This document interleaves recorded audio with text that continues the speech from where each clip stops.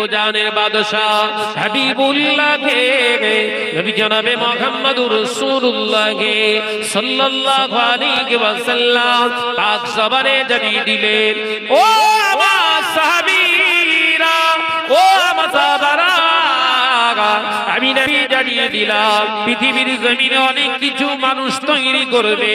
ওই সময় তারা পৃথিবীর জমিনে উন্নত জাতি হিসাবে নিজেদেরকে পরিচয় দেবে। ও আমার সাহাবীরা, শুনে রেখে দাও, জেনে রেখে দাও। কিন্তু না, আমি নবী তোমাদের জানিয়ে দিলাম, আমি নবী তোমাদের জানিয়ে দিলাম, আমার সুন্নাতের পয়রবি করলে, আল্লাহর হুকুমের তামিল করলে আল্লাহ পৃথিবীর ভিতরে তোমাদেরকে উত্তম বানিয়ে দেবে। একবার জোরে হবে না? বিশ্বনবী বললেন, আল্লাহর হুকুম মেনে আমি রাসূলুল্লাহর সুন্নাতের উপরে পয়রবি করলে পৃথিবীর ভিতরে আপনি উন্নত হবেন, আর কেউ নয়। তার রেজাল্ট আমরা দেখতে পাচ্ছি আফগানিস্তান। এই কথা বুঝতে পারছেন না?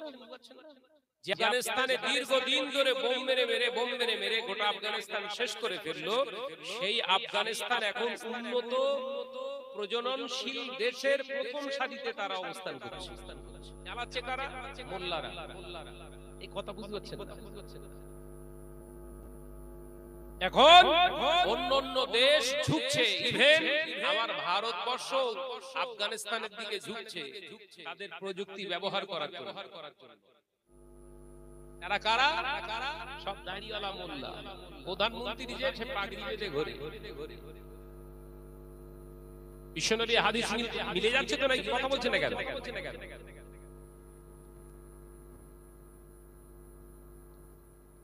আমাদের সচেতন হতে হবে। ঘর যখন আপনার দায়িত্ব নিয়ে আপনাকে চলতে হবে। ঘরটা চালনা করার দায়িত্ব কাউকে বলতে হয় না। হারুন ভাইকে যেমন কাউকে বলতে হয় না, তোর বাপের বিশালে সবটা করিস, খানা পিনা ব্যবস্থা করিস, এলাকার দুস্থ পরিবারদের দাওয়াত করে দিতে খেতে দিস, বলতে হয় না। ঠিক মনে রেখে দেয়, 6 মাস আগে আলেমুল আমাদের দাওয়াত লিখে দেয়, ডেট ঠিক করে দেয়, এই ডেটে হবে। আপনি চিন্তা করেছেন আপনার বাপেরটা আপনার মায়েরটা নিয়ে আপনি ভেবেছেন? দাদু দাদু চলে গেছে, তাদের নিয়ে ভেবেছেন? ভাবেন। কারণ আপনি এই চিন্তায় ব্যস্ত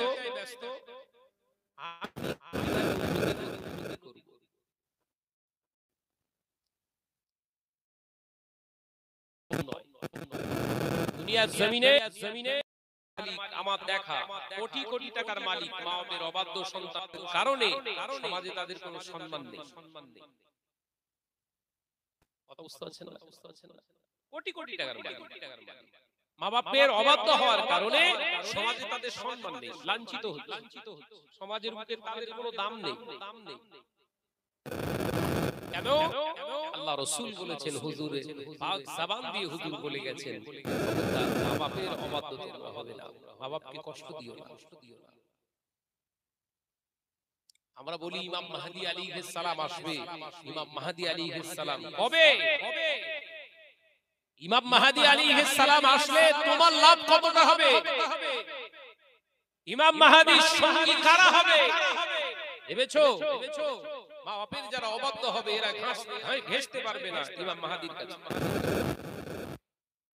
যারা নামাজি পড়ে না এরা ইমাম মাহদীর সৈন্যের সাথে দাঁড়াতে পারবে না। আপনার নাম মোহাম্মদ শাহনওয়াজ রয়েছে মানে ইমাম মাহদীর সৈন্য হবে। বেরুলি গিয়ে ঝাড়ু করবো, আগে তোমারে পেটা হবে, তোমাকে আগে পেটা হবে।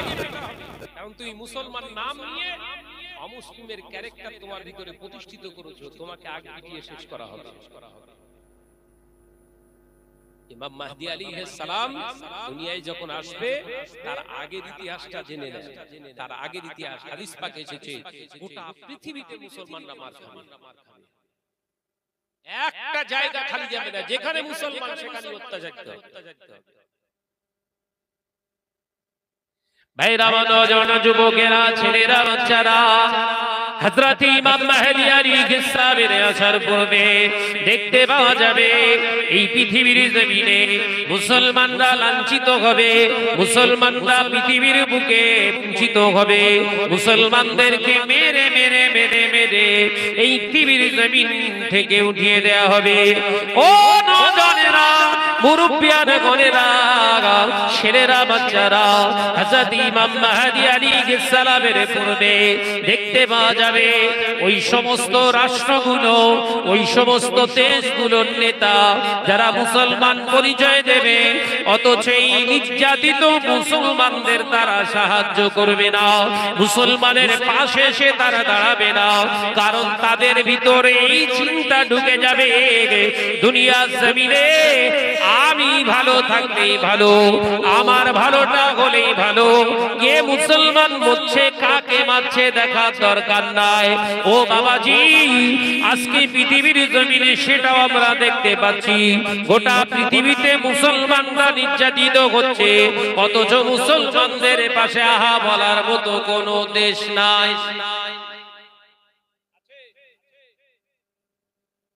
50 countries, 57 countries of Muslim, not a responsibility. 57টা মুসলিম কোন সাড়া দিচ্ছে না। শব্দ পেয়েছেন কোন? not a responsibility.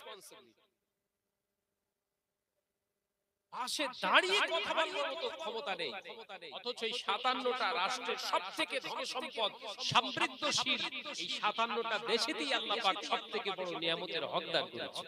একবার জোরে বলুন না সুবহানাল্লাহ। পৃথিবীর সবথেকে বেশি তেল কোথায়? কুয়েতে। কোথায় বললাম? পৃথিবীর সবথেকে টাকার মূল্য বেশি কোন দেশ? কুয়েত। আপনি জালানসিতে পাইপ মাটির নিচে পুঁতলে পানি বের হয়, 50, 60, 70 ফুট নিচে চলে গেলে পানি বের হয়। আর কুয়েতের জমিনে 60, 70 ফুট গেলেই কে বের হয়? কি বের হয়? তেল বের হয়। কাদের দেশ? মোল্লাদের দেশ। সেই তেল নিয়ে আমেরিকা গোটা পৃথিবীতে ব্যবসা করছে। কোথায় বললাম? গোটা ওয়ার্ল্ড। তাই সেই কুয়েত থেকে তেল নিয়ে গোটা পৃথিবীতে ব্যবসা করছে, সেই সৌদি থেকে তেল নিয়ে গোটা পৃথিবীতে ব্যবসা করছে। তেল আমার, ব্যবসা করছে ও। কথা বুঝতে পারছেন না নাকি? এই কথাগুলো কেন বলছি? আপনাদের সহজ করে বোঝানোর জন্য বলছি। বিশ্বনবী জানালেন এরা মার খাবে, নির্যাতিত হবে। গোটা পৃথিবীতে এখন শুরু হয়ে গেছে মুসলমান নিধনের কাজ, মুসলমান মারার কাজ শুরু হয়ে গেছে। ও বেদেরা, নওজওয়ান মুরব্বিয়ানে গণেরা, শুধু তাই নয়, দেখতে পাওয়া যাবে নবী আবার পাক সাবারে দিয়ে দিয়েছে এই মুসলমানদের ভিতরে 3টি দল হবে। মুসলমানরা 3টি দলে বিভক্ত হয়ে যাবে। দুটো ভাগ মুসলমান নামকে ওয়াস্তে মুসলমান হবে, দুটো দল মুসলমান নামকে ওয়াস্তে মুসলমান হয়ে যাবে। আসলে তাদের কাতারটা হবে মুরতাদদের কাতারে, তাদের লাইনটা হবে পৃথিবীর জমিনে ধর্মযুদ্ধের মতো। ও বাবাজিরা, তারা মুশরিকদের কাতারে দাঁড়িয়ে যাবে।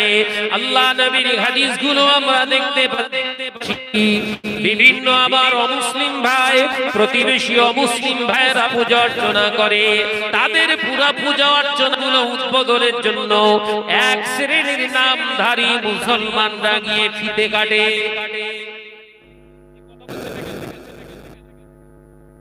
আপনারা ভাববেন না যে শাহরাজ ভাই রাজনীতির আলোচনা করছে, হাদিস বোঝাচ্ছে। বিশ্বনবী বললেন এরা মুশরিক হয়ে যাবে, ধর্মচ্যুত হয়ে যাবে। কটা দল হবে? 3টে। কোন সময়? ইমাম মেহেদী আলাইহিস সালাম দুনিয়ায় আসার আগে।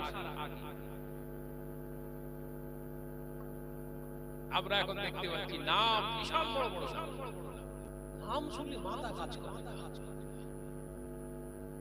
সৈয়দ অমুক অমুক, কথা বুঝছেন নাকি? অমুক অমুক নাম মুসলমান। এই সামনে দুর্গা পুজো আসছে ভাইদের, দেখবেন তো উদ্বোধন করছে কারা?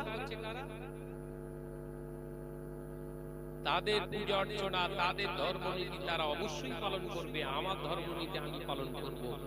সম্প্রীতি মানে এই নয় ওটা যে আমার করতে হবে, আমার কাজে ও করবে, এর নাম সম্প্রীতি না। কত বুঝছেন? রাসূলুল্লাহ তো এরকম করেন। মক্কা জমিনে যখন রাসূল ফতে মক্কা করলেন, আল্লাহ রাসূল নির্ধারণ করে দিলেন নীতি কি, তোমরা তাদের কোন ধর্মের কাজে তোমরা যাবে না, তোমার কাজে যদি তারা আসতে চায় বাধা দেবে। একবার জোরে হবে না সুবহানাল্লাহ? তোমরা যাবে না, তারা যদি আসতে চায় বাধা দেবে। মানে এর দ্বারা কি বোঝা গেল? তাদেরটা আমার ধর্ম মেনে নেয় না, তো আমার ধর্মের ভিতরে নেই, তো তাই আমার জন্য হারাম। কিন্তু ওর ধর্মে মানা নেই, আমার ধর্মের কাজেও আসতে পারবে না, ওর ধর্মে মানা নেই। আসুন, কথা বুঝতে পারছেন না? এর নাম সম্প্রীতি নয়। ওর ধর্মটা যে আমি পালন করব, ওর ধর্মের সহযোগিতা করব, তার মানে আমার ধর্মটাকে আমি ছোট করলাম, আমার ধর্মটাকে আমি ছোট করে ফেলেছি। আর এগুলো করছে, এগুলো আমি মাঝে মাঝে এখন লাইভে আসছি, দেখছেন তো? মাঝে মাঝে এখন ফেসবুকে আমি লাইভে আসি, তাতে অনেক কথা হয়, বলেও কিছু করার নেই।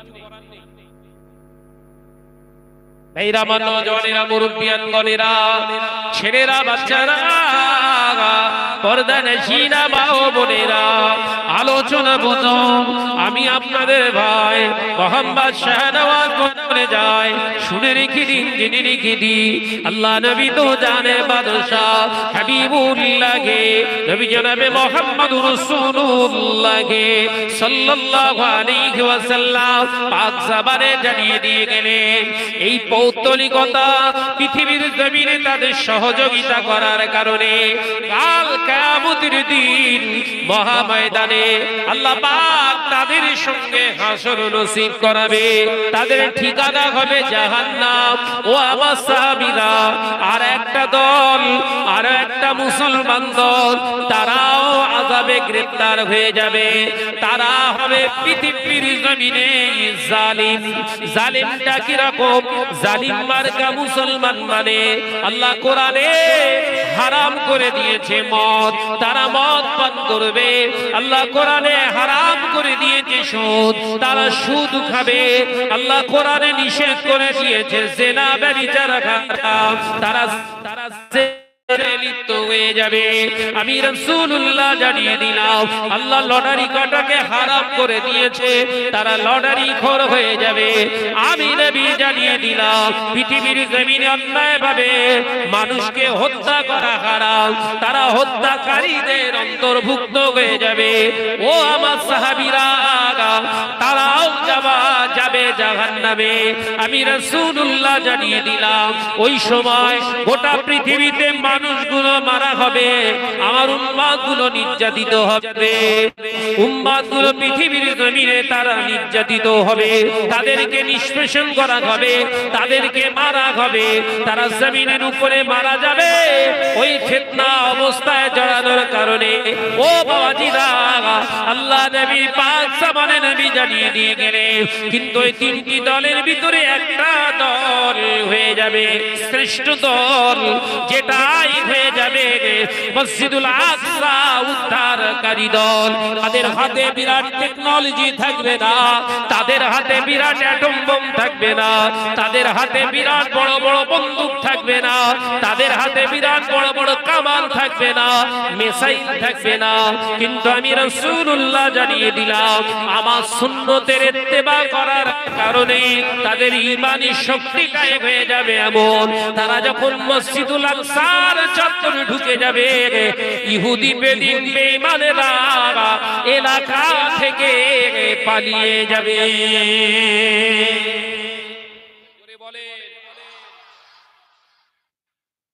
জয় কাদের হাতে, বুঝতে পেরেছেন তো? নামে মার্কা মুসলমান না, নামে মার্কা মুসলমান। আপনি কোনটায় পড়ছেন? আপনি তো মা বাপকেই মানেন না, আপনি কি কামে মার্কা মুসলমান হবে?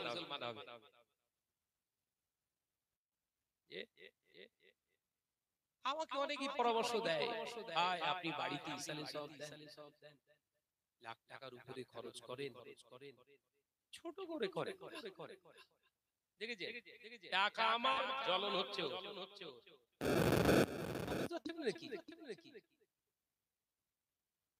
আমার বাপের, আমার দাদা দাদু, আমার নানা নানি, আমার আত্মীয় স্বজন, আমার চাচা চাচি দুনিয়া থেকে চলে গেছে, তাদের নামে ইসালে সওয়াব করব, খরচা করব আমি, মেহমানদারি করব আমি, আর জ্বলন হচ্ছে। কথা বুঝছেন না?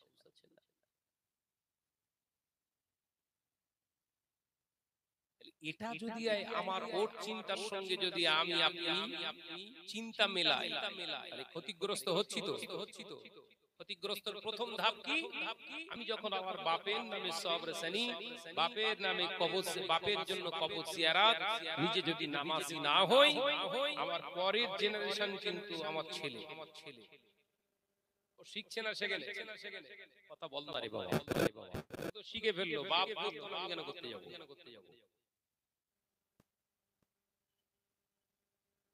এরা হচ্ছে কাদার দলা,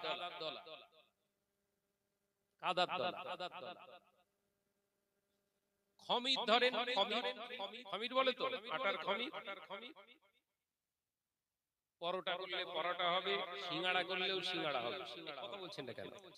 কেন? নরম। যা বানাতে চাইবেন তাই হবে।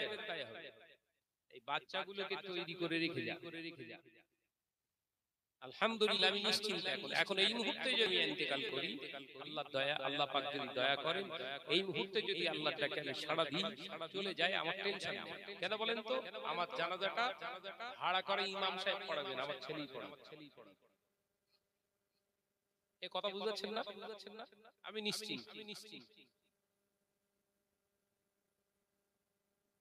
ওই জন্য কোরআনের আয়াতে আমি পড়েছি, আল্লাহ পাক নিজে শিখিয়ে দিলেন, ও আমার বান্দা, ওয়াকুর রাব্বিরহামহুমা কামা রাব্বায়ানি সগীরা।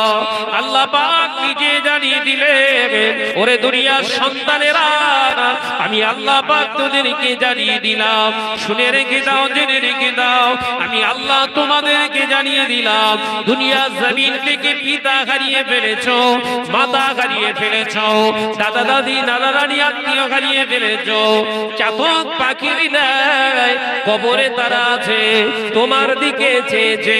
তাই আমি আল্লাহ তোমাকে শিখিয়ে দিচ্ছি, মা বাপ দুনিয়া থেকে চলে গিয়েছে, ভুলে যেও না, ৫ ওয়াক্ত নামাজ আদায় করে ওই নামাজের মুসাল্লায় আমার কাছে দোয়া চাও, আকুর রাব্বিরহামহুমা কামা রাব্বায়ানি সগীরা। আল্লাহ, দুনিয়া জমিনে আমার আব্বা, আমার আম্মা আমাদেরকে পালন করেছে, আমাদেরকে মানুষ করেছে, তাদের স্নেহের কোলে আমি সন্তান হয়ে দোয়া চাই, আল্লাহ আমার আব্বা আম্মা কবরস্থ হয়ে গিয়েছে, আপনি তাদেরকে তোমার রহমতের কোলে পালন করো।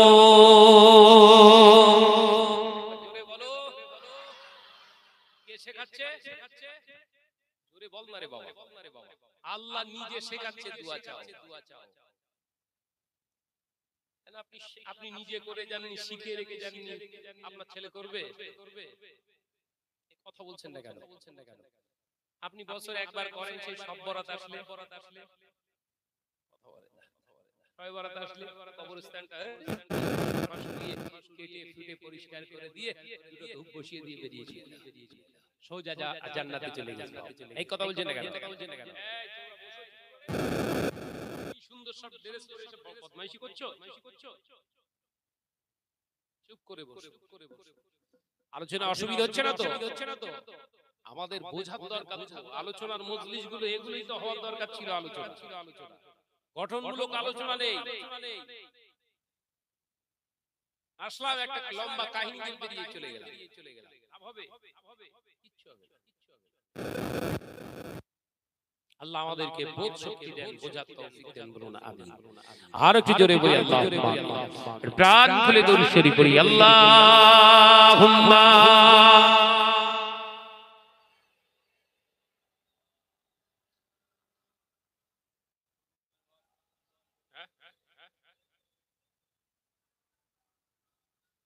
একটু আওয়াজ দিয়ে পড়ি আল্লাহুম্মা।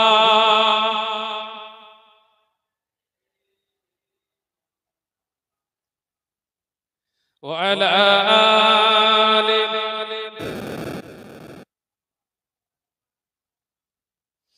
ডেকে লও রাসূলুল্লাহ রোজা পাকের কিনারে, আমি সইতে পারি না বিরহ ব্যথা, ধন্য করো দিদারে। জোরে হবে না, আরেকটু জোরে হয় না। ডেকে লও রাসূলুল্লাহ রোজা পাকের কিনারে, আমি সইতে পারি না বিরহ ব্যথা, ধন্য করো দিদারে। আল্লাহুম্মা সাল্লি আলা। মাশাআল্লাহ মাশাআল্লাহ। ওয়া আলা আলি। নূরে উজ্জ্বল চেহারা তোমার, দেখে মন যে ভরে যায়,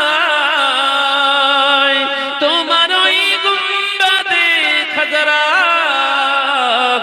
দেখে ঈমানও বেড়ে যায়।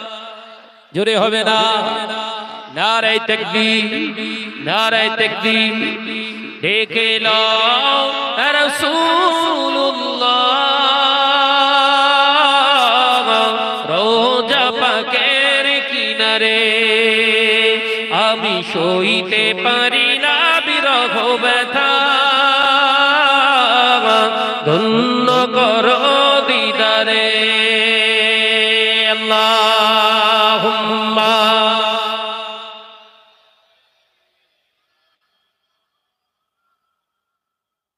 আরো জোরে পড়ি ওয়া আলা আলি।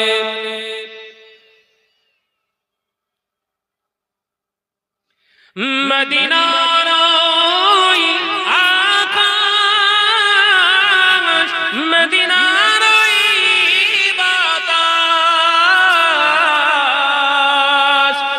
মদিনার ওই আকাশ, মদিনার ওই বাতাস, মদিনার ওই জাবালে উহুদ তোমাকেও সালাম জানাই।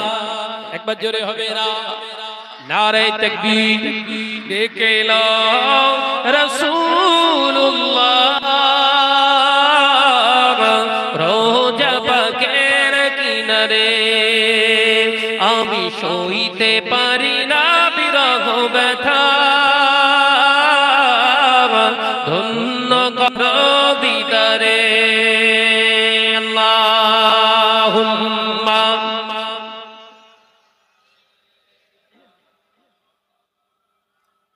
মাশাআল্লাহ মাশাআল্লাহ। আরেকটু জোরে ওয়া আলা আলি।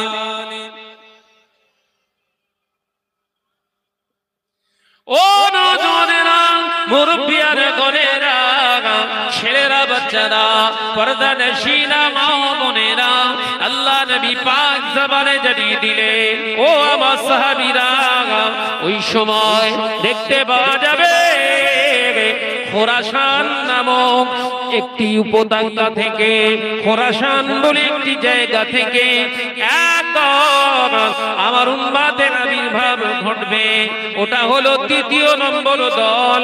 ওই তৃতীয় নম্বর দল, তাদের মাথায় পাগড়ি থাকবে, হাতে কালো পতাকা থাকবে, তারা পায়ে হেঁটে খোরাসান থেকে মসজিদুল আকসা পর্যন্ত তারা হেঁটে আসবে।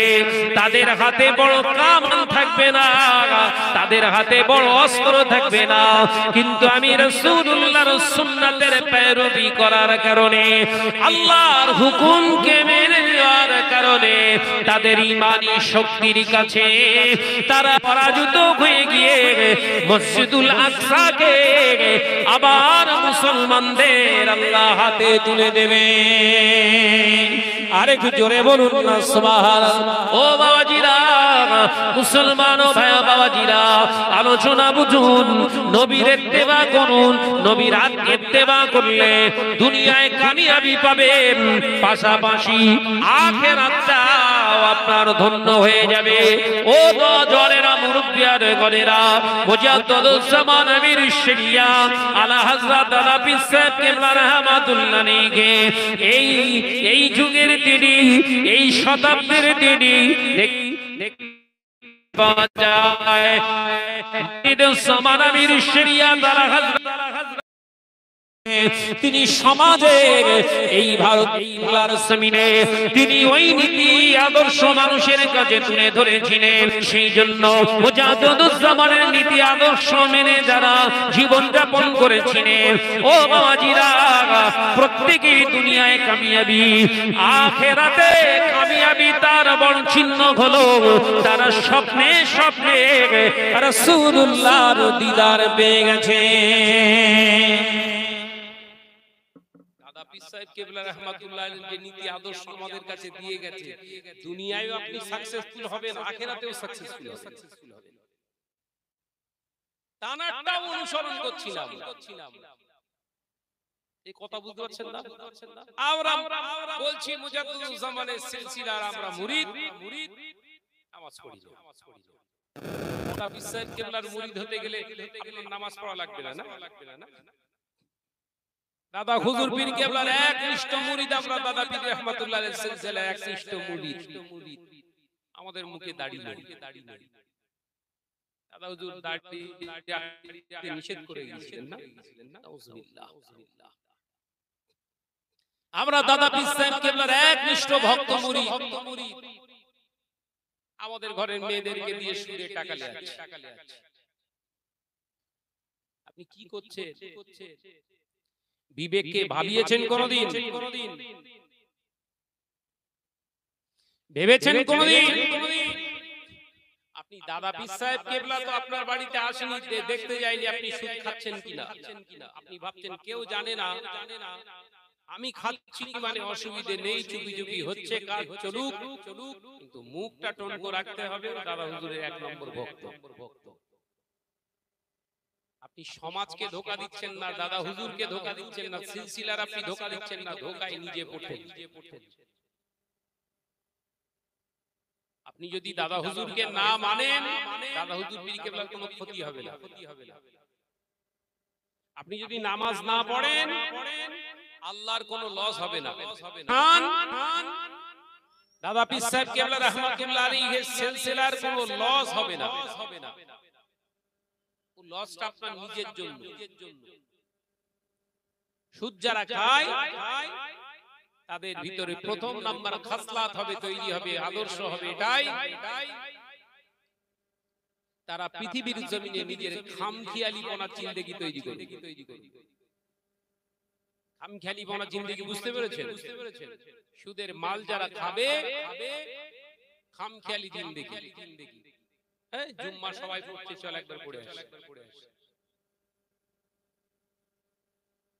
হঠাৎ করে মনে গেল যে মাগরিবের নামাজটা একটু পড়ি, আবার নামাজ ছেড়ে দিই। মন গেল দাঁড়িয়ে রেখে দিলাম, আবার কি করে ধুর কেটে ফেলি। খামখেয়ালি জিন্দেগি। আমার আলোচনা বুঝতে পারছেন তো? ওই জন্য সুদ আমাদের জন্য হারাম। সুদের টাকা যে ঘরে ঢুকবে, সুদের অর্থ যে ঘরে ঢুকবে, দ্বিতীয় নাম্বার খাসলাত, ওই ঘর থেকে বেরিয়ে যাবে আদর্শ, বেরিয়ে গিয়ে দ্বিতীয় নম্বর খাসলাত বৈশিষ্ট্য তৈরি হবে কি, ওই ঘরের নারীরা কেউ লজ্জাবতী নারী হবে না, লজ্জাশীলা নারী হবে না, সব বেহায়া তৈরি হবে। হাকিকাতে মেলান কথা বুঝতে পারছেন? লাজ লজ্জার মাথা খেয়ে আমাদের ঘরের নারীরা এক নদী কংস, ফ্যামিলি মুসলমান ফ্যামিলির নারীদের ভিতরে লজ্জা খুব একটা নেই। আপনি বলবেন হয়তো ভাই আমার বিবি বোরকা পরে,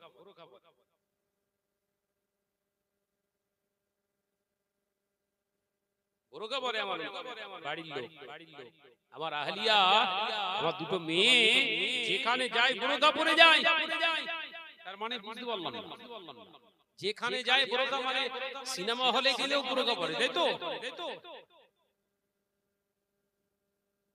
জুজাস্তায় মেলা হলে বোরকা পরে, তাই তো? ধুলোগড়ে মেলা হলে বোরকা পরে যায়, এইটাই বোঝাচ্ছেন তো? যে নারীটা বোরকা পরে মেলায় ঘরে সিনেমা হলে যায়, পার্কে যায়, ওর লজ্জা আছে? ও তো বোরকা আল্লাহর ভয়ে পড়েনি, ও এই ভয়ে পড়েছে কেউ যেন আমার না চিনতে পারে। কথা বুঝতে পারছেন না নাকি? রাগ হচ্ছে আপনাদের? রাগ হচ্ছে নাকি?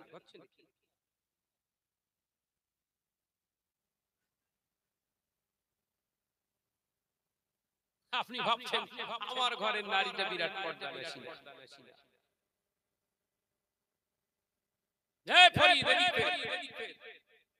ওদিক কি দেখছিস?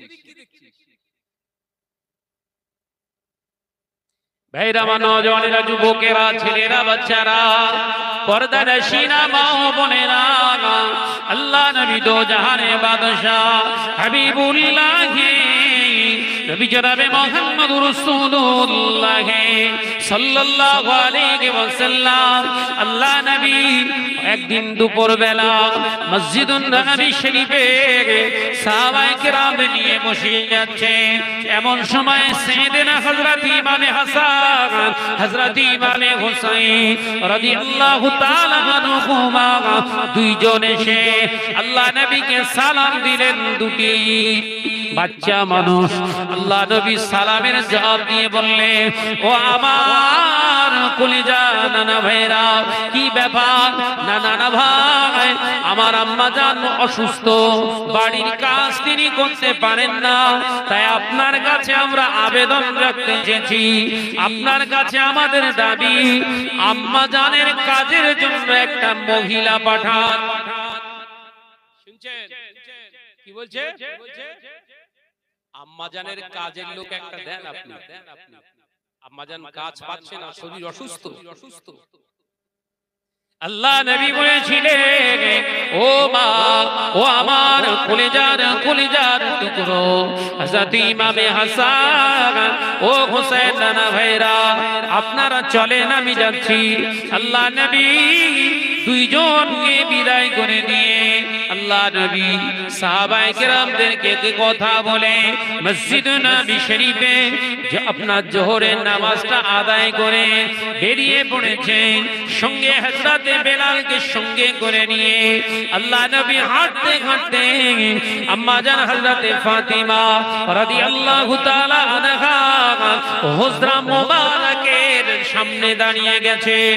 এ দুজনেরা মসজিদে নববী শরীফ থেকে আম্মা জান হযরত ফাতেমার ঘরের দূরত্ব প্রায় 1 কিলোমিটারের একটু বেশি, 1.5 কিলোমিটারের মতো হবে। এতটা দূর আল্লাহ নবী হেঁটে গিয়ে আম্মা জান হযরত ফাতেমা রাদিয়াল্লাহু তাআলা আনহার হুজরার সামনে দাঁড়িয়ে একবার সালাম দিলেন, আসসালামু আলাইকুম। ও মা ফাতেমা, হযরত ফাতেমা রাদিয়াল্লাহু তাআলা আনহা সালামের জবাব দিলে আল্লাহ নবী বললেন, ফাতেমা দরওয়াজা খোলো। আল্লাহ নবী কথা শুনে আম্মা জান ফাতেমা বলেন, আব্বা জান আপনি একা আছেন না সঙ্গে কেউ আছে? আল্লাহ নবী বলেছিলেন, তোমার বেলাল চাচা জান আছে।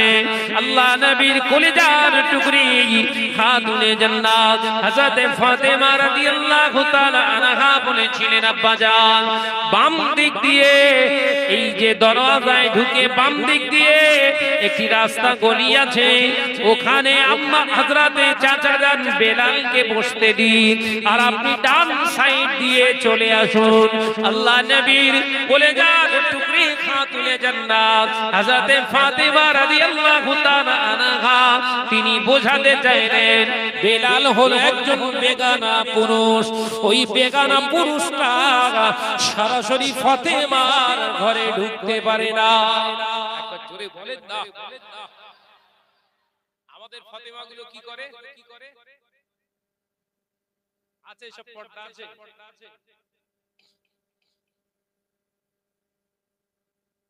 ফোনে ফোনে পরিচয় হয়েছে, রাত 12টার সময় এসে হাজির, দরওয়াজার খিল খুলে রেখে দিয়েছে। পরকিয়া বাড়াবাড়ি বলছি নাকি ঠিক বলছি?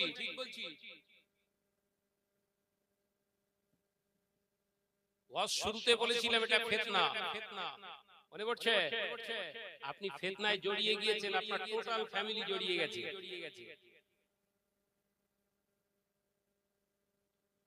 ঢুকে পড়েছে। আর হযরতে ফাতেমা রাদিয়াল্লাহু তাআলা আনহা কি বলছে? আব্বাজান সঙ্গে কে আছে? না তোমার বেলাল চাচা জান আছে। কে আছে? তোমার বেলাল চাচা জান আছে গো। ও আচ্ছা আব্বাজান, আমি নিজে গেছি, দেখেছি আম্মাজান হযরতে ফাতেমার ঘরটা কেমন দেখেছি। আপনাদের আমাকে 4 বার নিয়ে গেছে, আমি দেখেছি। সোজা ঘরের দরজা খুলে ঢুকলেই না সামনে দেয়াল, অন্দরমহল, বাকুল, উঠোন বলেন, বাকুল বলেন, যাই বলেন, সদর দেখতে পাবেন না। দরজা খুলেই সামনে দেয়াল, সামনে দেয়াল পেলেন, ওই দেয়ালের দুই সাইড দিয়ে দুটো রাস্তা। ডান সাইড দিয়ে ঢুকলে ভেতরে ঢোকা যাবে, অন্দরমহলে ঢোকা যাবে, বাকুল দেখতে পাবেন। আর বাম সাইড দিয়ে ঢুকলেই কিছু দূর একটুখানি গেলেই একটা ঘর করা আছে আলাদা, বৈঠকখানা, মেহমানখানা। যত বাইরের মেহমান আসবে ওখানে যাবে, যাওয়ার হুকুম নেই।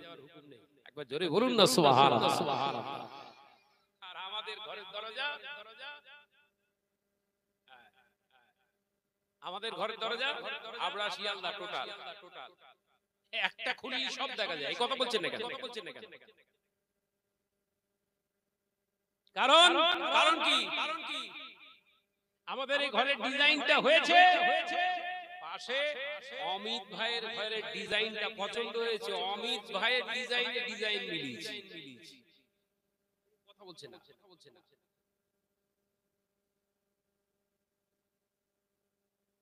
দিবাংশুদার ঘরের সঙ্গে আমার ঘরটা বেশ নকশাটা এক মেকারে নিয়েছে।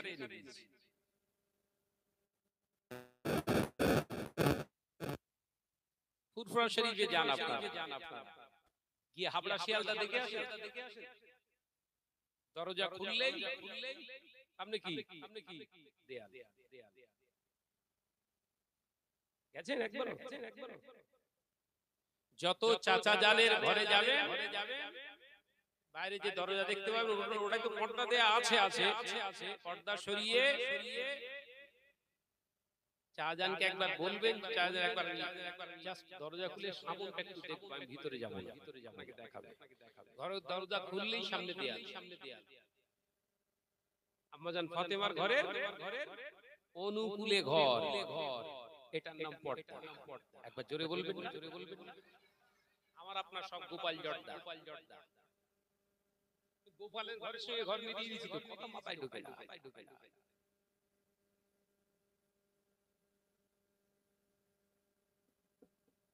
আল্লাহ নবী ভিতরে চলে গেলেন। এ দুজনেরা, মুরব্বিয়ার গণেরা, ছেলেরা, বাচ্চারা, ওদানে সিনা মা বোনেরা, আল্লাহ নবী ভিতরে গিয়ে বললেন, ফাতেমা কেমন আছো মা? আব্বাজান আল্লাহ যে হালাতে রেখেছেন আলহামদুলিল্লাহ।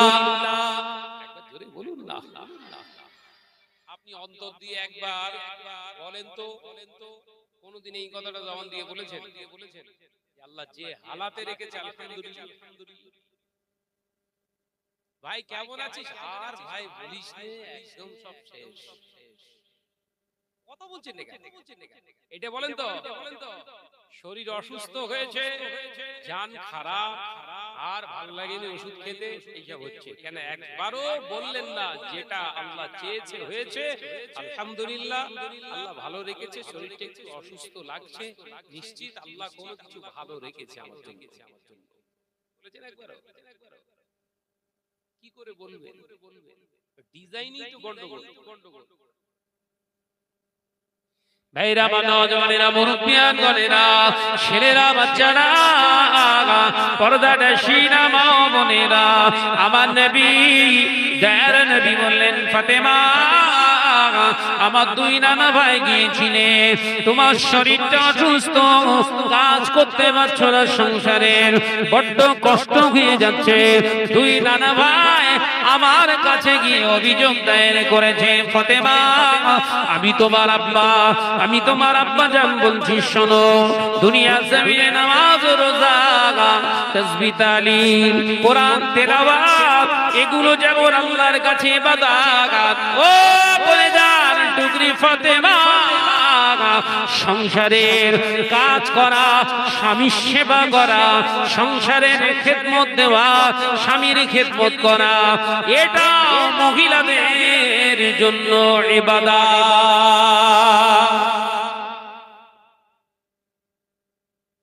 স্বামীর খেদমত করা, সংসারের সমস্ত কাজ নিজে হাতে করাটাও হলো মহিলাদের জন্য ইবাদত। ব্যাস, কাজের লোক আর নেবে? বল মারে ভাই, বল মারে ভাই। আম্মা জান হযরতে ফাতেমা রাদিয়াল্লাহু তাআলা আনহা এই কথা শোনার পরে আম্মা জান বলেছিলেন, আব্বা জান, আপনি চিন্তিত হবেন না, আমার কাজের মানুষের প্রয়োজন নাই। আমি ফাতেমা আল্লাহ শুকর করে বলছি, আল্লাহ যতদিন জমিনের উপরে রাখবেন, আমার সংসারের কাজটা আমি ফাতেমা নিজে করব।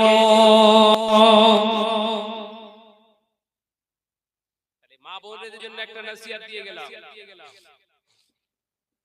বড় বড় ফিল্ম স্টাররা, বড় বড় যারা নিজেদেরকে ভাবে আর কি হুনুচুনু, ওরা নিজেদের সন্তানদের মানুষ করে না, বলো জানেন? ওরা নিজেদের সন্তানদের নিজেরা মানুষ করে।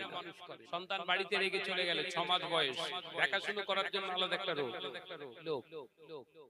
আপনি প্রমাণ করুন যে কটা ফিল্ম স্টারে বা ওই সমস্ত ভিআইপি কোটার মানুষ যারা, তাদের সন্তানগুলো প্রকৃত মানুষ হয়েছে কি? হাজার হাজার কোটি কোটি টাকার মালিক তো, সন্তানগুলোকে মানুষ করতে পারছে না কেন? নিজের শরীর নিজে পরিষ্কার করা ভালো, এই কথা বুঝতে পারছেন না? নিজের শরীরে নিজে যতটা যত্ন নিতে পারবেন, অন্যের উপর ডিপেন্ড করলে যত্ন হবে তো? সন্তানটা হচ্ছে আপনার দেহের অংশ। সন্তানটা কি? আপনার দেহের অংশ তো। তাকে সুন্দর করে রাখা, সুন্দর করে যত্ন করে তৈরি করা, এই দায়িত্ব আপনার। সেটা করেননি। আপনি ভাবছেন টাকা দিয়ে দিচ্ছি মানে হয়ে গেছে। ও মেয়েরা, নওজওয়ানেরা, যুবকেরা, আল্লাহ নবী কথাটা শুনে খুশি হয়ে গেলেন।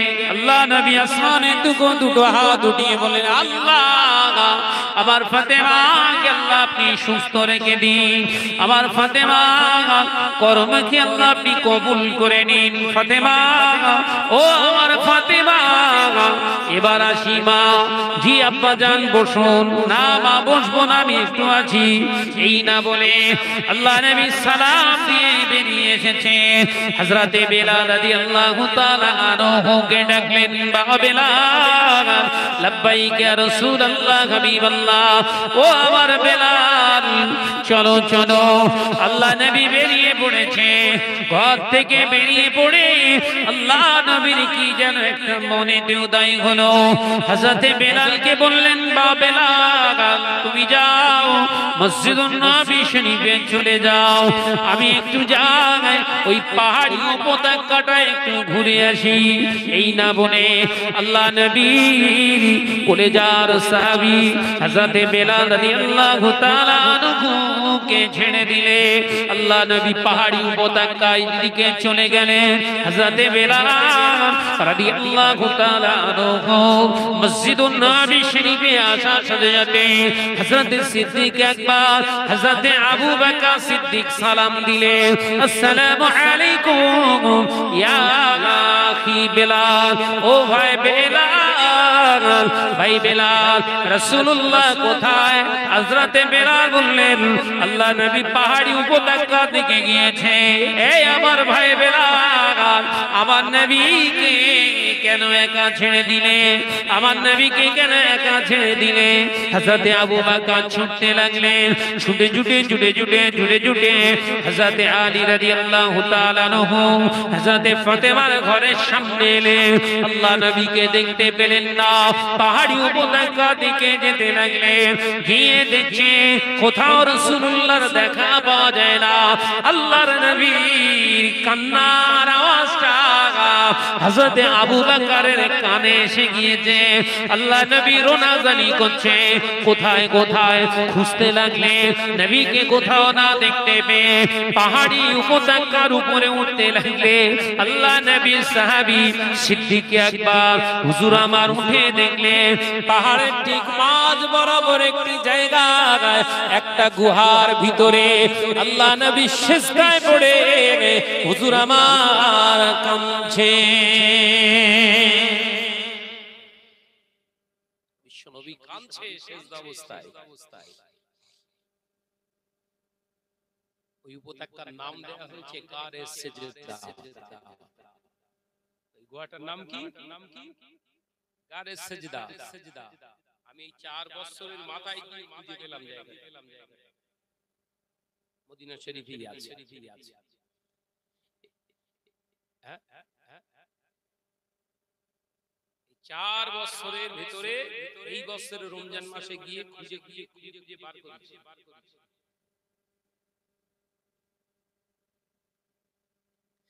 অবাক হয়ে যাবেন বাবাজিরা আমার, সোনার মানিকেরা। হযরত আবু বকর সিদ্দিক রাদিয়াল্লাহু তাআলা আনহু হুজুর আমার পিছনে গিয়ে দাঁড়ালেন। দীর্ঘক্ষণ ধরে দাঁড়িয়ে দাঁড়িয়ে শুনছে। হযরত আবু বকরের চোখ দিয়ে পানির টুসা গড়িয়ে যায়। আল্লাহ নবী রোনাজানি থামছেন না। আল্লাহ নবী কাঁদেন আর বলেন, ওগো আমার আল্লাহ, আমার উম্মতকে মাফ করে দি, উম্মতকে ক্ষমা করে দি। উম্মতি ইয়া হাবলি উম্মতি, উম্মতি উম্মতি ইয়া হাবলি উম্মতি। আল্লাহ নবীর কান্না দীর্ঘক্ষণ হয়ে গেলে আল্লাহ নবীর সাহাবী সিদ্দিক আকবর হযরত আবু বকর সিদ্দিক পিছন দিক থেকে কাঁদতে কাঁদতে আওয়াজ দিয়ে দিলে, ইয়া রাসূলুল্লাহ, হাবিবাল্লাহ, আপনি আর কাঁদবেন না, শরীরটা অসুস্থ হয়ে যাবে। এই পাহাড়ের গুহার ভিতরে আপনি রোনাজানি করলে শরীরটা অসুস্থ হয়ে পড়বে। ইয়া রাসূলুল্লাহ, হুজুর, আপনি আর রোনাজানি করবেন না, দয়া করে একবার মাথা মোবারকটা ওঠান। আল্লাহ নবী কান্না থামেন না, হুজুরের কান্না থামাতে পারছেন না। হযরত আবু বকর বললেন, ইয়া রাসূলুল্লাহ, হাবিবাল্লাহ, উম্মতের নাজাতের চিন্তায় আপনি কাঁদছেন। ইয়া রাসূলুল্লাহ, হাবিবাল্লাহ, আমি আবু বকর বলছি কাঁদবেন না। উম্মতের নাজাতের জন্য যদি আমার নেকিগুলা আমলগুলা যদি আল্লাহ নিয়ে সন্তুষ্ট হয়, ইয়া রাসূলুল্লাহ, হাবিবাল্লাহ, আপনি কাঁদবেন না। উম্মতের নাজাতের জন্য আমি আবু বকর আমলটা দান করে দিলাম। হুজুর, আপনি কাঁদবেন না, আমার ইবাদত বান্দিগি দিয়ে দিচ্ছি উম্মতের নাজাতের জন্য। রাসূলের কান্নাটা আবু বকরের কাছে ইবাদতের থেকে বেশি প্রিয়। একবার জোরে হবে না সুবহানাল্লাহ? ও বেজানেরা, হযরতে আবু বকরের কান্না, হযরতে আবু বকরের কান্না, হযরতে আবু বকর সিদ্দিক রাদিয়াল্লাহু তাআলা আনহু কথাটা রাসূলের কানে গেলেন। নবী আমার কান্না থামান না, আরো কাঁদতে লাগলেন। সিদ্দিক একবার চিন্তা করলেন হবে না, ছুটে ছুটে ছুটে ছুটে বাড়ির দিকে রওনা হয়ে গেলেন। হযরতে আলী বাড়িতে আসলেন। হযরতে আলী রাদিয়াল্লাহু তাআলা আনহুর কাছে এসে বললেন, ও ভাই আলী, ও ভাই আলী, আল্লাহ নবী সাহাবী সিদ্দিক একবার আমি জামাতা শেরে খোদা হযরতে আলী কাররামাল্লাহু ওয়াজহাহু হুজুর বেরিয়ে পড়েছে। কি ব্যাপার ভাই আবু বকর, না শিগগিরই চলো আলী। আল্লাহ নবী সিজদায় পড়ে কাঁদছে, নবী আমার অসুস্থ হয়ে পড়বে। হযরতে আলী রাদিয়াল্লাহু তাআলা আনহু ছুটে ছুটে ছুটে ছুটে ঠিক সেই পাহাড়ি উপত্যকায় যে হাজির। আল্লাহ নবীর পিছনে সে দাঁড়িয়ে দাঁড়িয়ে কাঁদছে। আল্লাহ নবী একই আওয়াজ দেয়, আল্লাহ আপনি আমার উম্মতকে মাফ করুন, উম্মতকে ক্ষমা করে দিন, উম্মতকে আপনি নাজাত দান করুন। হযরতে আলী বললেন, ইয়া রাসূলুল্লাহ, হাবিবাল্লাহ, আপনি কাঁদবেন না, আমি আলী আপনাই বলছি, আপনি কাঁদবেন না। হুজুর আপনি কাঁদবেন না, উম্মতের নাজাতের জন্য যদি আমি আলীর ইবাদত বান্দিগির প্রয়োজন হয়, আল্লাহর কসম করে বলছি ইয়া রাসূলুল্লাহ, হাবিবাল্লাহ, উম্মতের নাজাতের জন্য আমি আলী আমার ইবাদত বান্দিগিটা দান করে দিলাম। জোরে বলেন। কান্না থামছে না। তাহলে নবী আমাদের কতটা ভালোবেসেছে বুঝতে পেরেছেন? কথা বলছেন না কেন? সে নবীর ভালোবাসার দিকে খেয়াল করে আমার আপনার চলার দরকার ছিল না, ছিল নি? ও মেয়েরা, হযরতে আবু বকর সিদ্দিক রাদিয়াল্লাহু তাআলা আনহু, হযরতে আলী রাদিয়াল্লাহু তাআলা আনহুমা দুইজন ফেল হয়ে গেলেন। আল্লাহ নবীর কান্না থামাতে হুজুর শেরে খোদা হযরতে আলী বললেন, ভাই আবু বকর এখানে দাঁড়ান, আমি আসি। হযরতে ফাতিমাকে আনি, হযরতে ফাতেমা যদি আসে, ফাতেমার কথা রাসূলুল্লাহ শুনবেন।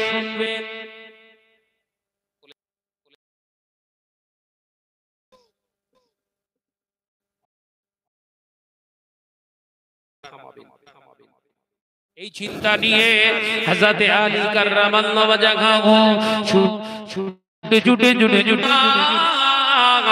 শিগগিরই চলো আব্বাজান। রাসূলুল্লাহ কেঁদে কেঁদে জারেজার হয়ে যায়। শিগগিরই চলো, শিগগিরই চলো। হযরতে ফাতেমা বলেন, আমার আব্বাজান আমার কথা আজকে, তবে আমার দুই কলিজার লাল হযরতে ইমামে হাসান হযরতে হুসাইনকে সঙ্গে নিয়ে নি, তাদের কথা আমার আব্বাজান ফেলতে পারবে না।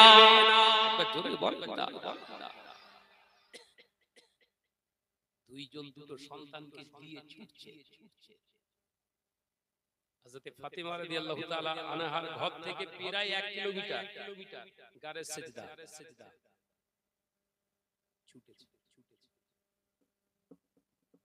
ছুটে ছুটে ছুটে ছুটে রাসূলুল্লাহর কাছে এসে হাজির। আব্বাজান আমি আপনার কলেজার টুকরি ফাতেমা এসেছি। আব্বাজান আপনি মাথা তুলুন, মাথা তুলুন, মাথা তুলুন, আপনি পবিত্র মাথা মোবারকটা তুলে নিন। আল্লাহ নবীর কলেজার টুকরি খাতুনে জান্নাতের কথায় আল্লাহ নবী কান্না থামালেন না। আম্মাজান ফাতেমা বললেন, ইয়া রাসূলুল্লাহ, হাবিবাল্লাহ, আব্বাজান আপনি কাঁদবেন না, আমি ফাতেমা ইবাদত বান্দিগির বিনিময়ে যদি আপনার কান্না থামে, আমার ইবাদত বান্দিগির প্রয়োজনে যদি উম্মতের নাজাত আল্লাহ দিতে ভালোবাসে, আমি ফাতেমা উম্মতের নাজাতের জন্য আমার ইবাদত বান্দিগুলো দান করে দিলাম। এ নওজওয়ানেরা যুবকেরা, ছেলেরা, বাচ্চারা, পর্দানশীরা, মা ও বোনেরা, হযরতে ফাতিমা রাদিয়াল্লাহু তাআলা আনহার কথাটা রাসূলুল্লাহ কোনো দাম দিলেন না। আল্লাহ নবীর কান মোবারকে গেলেন, আল্লাহ নবী কান্না থামাচ্ছেন না। হযরতে ফাতিমা বলেছিলেন, আব্বা জান আপনি চিন্তা করবেন না, আমার ইবাদত বندگی শুধু আমি দিলাম না, আপনি মাথা মোবারকটা উঠান। আপনার ইসলাম আমার ইসলামের জন্য, উম্মতের নাজাতের জন্য, ইসলামের জন্য যদি আমি আমার দুই কোলে হযরত ইমামে হাসান, হযরত ইমামে হুসাইনকে যদি প্রয়োজন হয়, আমি আমার ইমাম হাসান হুসাইন করে দিলাম। বলেন বিশ্বনবী সাথে সাথে মাথা তুললেন, জোরে বলুন না।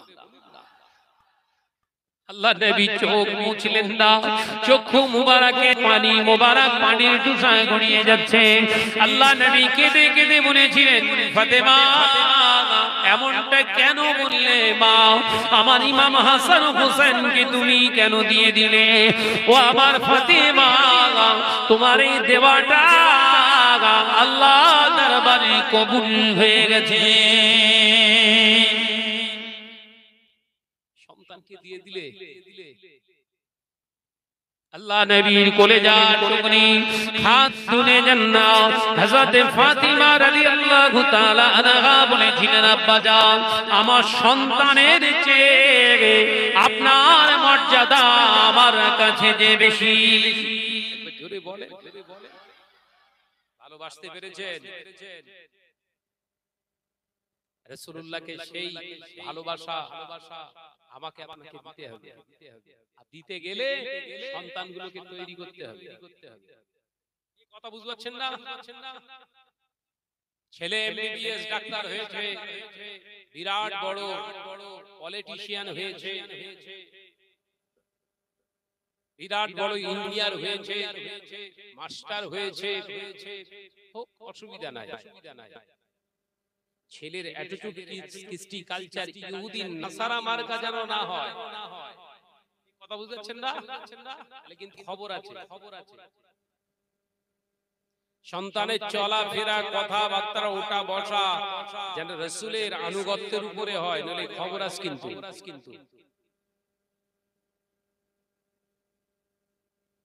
আজও সেই গুহাটা আছে, আল্লাহর কসম করে বলছি। আমার রাসূল পাক সাল্লাল্লাহু আলাইহি ওয়াসাল্লাম যেখানে কবল মোবারক দিয়ে কেঁদেছিলেন, রুনাজানি করেছিলেন, সেখানে গিয়েও আমি সিজদা করেছি। সিজদা করে কি অনুভূতি পাচ্ছি জানেন? আল্লাহে তাল্লাহি বিল্লাহি, আল্লাহর কসম করে বলছি, সেই খুশবু বের হচ্ছে। একবার জোরে বলো, জোরে বলো।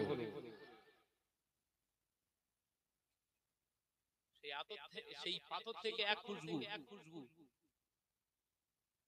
গিয়ে সেখানে সিজদা করেছি অনেকক্ষণ ধরে, পাথরটা থেকে এখনো খুশবু বেরোচ্ছে। জানে না তো বহু হাজী সাহেবরা যায়, জানে না তো, আর মোয়াল্লেম লোক নিয়ে যাবে। জানা শুনো যদি ড্রাইভারের, মদিনা শরীফের কোন ড্রাইভার যদি আপনি জুটিয়ে নিতে পারেন, তাকে বলতে হবে গারে সিজদায় যাব আমি, আপনাকে নিয়ে। তাহলে নবী আমার আপনার জন্য কেঁদেছেন। সেই নবীর আদর্শগুলো বিলীন হয়ে যাচ্ছে এর ওসিলায়। কার ওসিলায়? জোরে বল না রে ভাই, বল না রে ভাই। ওয়াজ আমি অন্যদিকে যাইনি। নবী বলেছিলেন মারাত্মক একটা ফিতনা তৈরি হবে, আমার উম্মতেরা ফিতনায় জড়িত হয়ে যাবে, ওই ফিতনায় আমার উম্মত মরে যাবে মার খেয়ে খেয়ে। সব রেজাল্ট কিন্তু হাতে। কথা বলছেন না কেন? রেজাল্ট গুলো হাতে পাচ্ছেন তো? ওই জন্য সাবধান। বাপ মা মারা গেছে, আব্বা আম্মা মারা গেছে, দুনিয়া থেকে চলে গেছে, আমিও চলে যাব। আয়াতে কারিমা পড়েছি, কুল্লু নাফসিন যায়িকাতুল মাউত।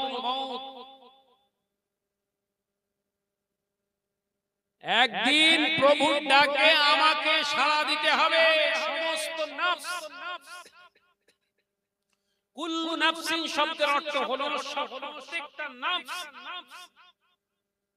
যায়িকাতুল মাউত, যায়িকাতুল মাউত। এই মৃত্যুর স্বাদ তাকে গ্রহণ করতে হবে, এই মৃত্যুর আস্বাদন তাকে গ্রহণ করতেই হবে। মৃত্যু থেকে কেউ বাঁচতে পারবে না। দুনিয়ায় বেঁচে আছি এটা আপনার স্বপ্ন। আমার স্বপ্ন এখান থেকে গাড়ি চালিয়ে খুব সুন্দরভাবে ঘরে পৌঁছাবো। এটা কি? This is a future tense. এটা আমার ভবিষ্যৎ, এটা আমার চিন্তা, এটা আমার স্বপ্ন। I am present. আমি এখন উপস্থিত আছি এখানে। এই প্রেজেন্ট থাকা অবস্থায় উপস্থিতকে ডিসিশন নিতে হবে, ডিসাইড করতে হবে আপনি ঈমানের সঙ্গে যাবেন কিনা। সেই জন্য আজকে এই মাহফিল। পাস্ট যেটা চলে গেছে, আপনার জীবনে অতীত হয়ে গেছে, সেটা নিয়ে ভেবে লাভ নেই। সেটা নিয়ে একটাই নিয়ে ভাববেন, এতদিন নামাজ পড়তে পারিনি, সত্য কথা বলতে পারিনি, ন্যায় রাস্তায় চলতে পারিনি, আল্লাহর কাছে অনুতপ্ত হবেন। আল্লাহ, এগুলো আমি আর করব না, আমার জীবনে হতে দেব না। তোমার কাছে ক্ষমা চাইছি, যা করেছি আপনি মাফ করে দেন। এটা আপনার পাস্ট, আপনার অতীত যেগুলো করেছেন খারাপ কাজ, সেগুলো নিয়ে অনুতপ্ত হন। কখন অনুতপ্ত হবেন? প্রেজেন্ট, এই মুহূর্তে যখন আছে, আপনি বেঁচে আছেন জমিনে, এই চিন্তাটা এখনই কাজে লাগান। কেন? আমার এখনো আরেকটা জিন্দেগি আছে, সেই জিন্দেগিটার নাম হলো আলামে আখিরাত। আমার জন্য আখিরাতে একটা বিরাট লম্বা একটা সফর জিন্দেগি আছে, অনন্ত কালের জন্য সেখানে আমার বসবাস করতে হবে, থাকতে হবে। এই অনন্তকালের জায়গাটা ডিসাইড করবে দুনিয়ার প্রেজেন্ট থাকা অবস্থাতে। এখান থেকে ডিসাইড করবেন, আপনি ডিসিশন নেবেন ওখানে ভালো থাকবেন না খারাপ থাকবেন। কথা বুঝতে পারছেন না? ওখানে যদি ভালো থাকার চিন্তা থাকে, তাহলে শুধু ব্যবসা বাণিজ্য নিয়ে পড়ে থাকবেন না, আল্লাহর হুকুমকে নিয়ে চিন্তার ভিতর দিয়ে রাসূলুল্লাহ সুন্নাতকে জিন্দা করার চেষ্টা করুন। রাসূলের সুন্নাত যদি, আল্লাহর হুকুম যদি আপনার ঘরে প্রতিষ্ঠিত হয়ে যায়, তাহলে আপনি একজন সাকসেসফুল ম্যান। প্রকৃতপক্ষে আপনার জীবনে ডেভেলপ করতে পেরেছেন, উন্নতি করতে পেরেছেন, আপনার জীবনটা আখিরাতে ধন্য করে দেবে। আল্লাহ একবার জোরে বলুন, জোরে বলেন না। একটু হিসাব করতে শিখুন, হিসাব করতে শিখুন। ব্যবসা এলাকার মানুষ আপনারা কাজ কাম করে খান, ব্যবসা করেন, কাপড়ের হোক, জরির হোক, আড়ির হোক, যা করছেন করুন।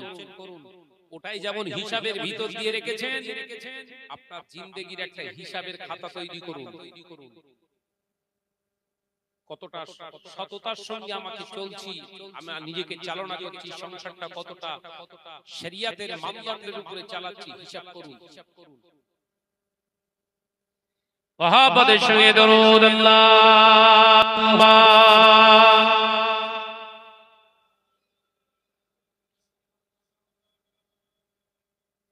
একটু আওয়াজ দিয়ে বড় বাবা, ওয়া আলা আলি।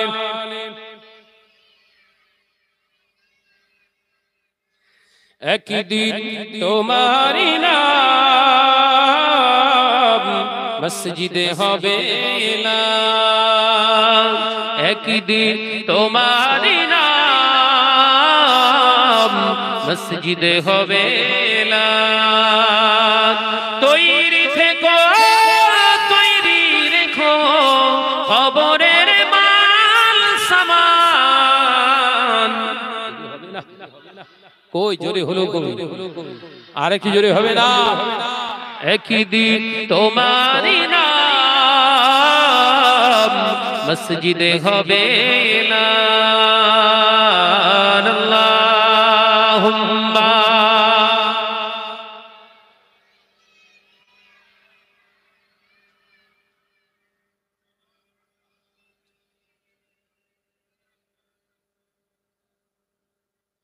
বন্ধু স্বজন আত্মীয় পরিজন পরিয়ে তোমার নতুন কাফন বন্ধু স্বজন আত্মীয় পরিজন পরিয়ে তোমার নতুন কাফন নিয়ে যাবে ওই কবরে থাকবে না কেউ আপন একদিন তোমারই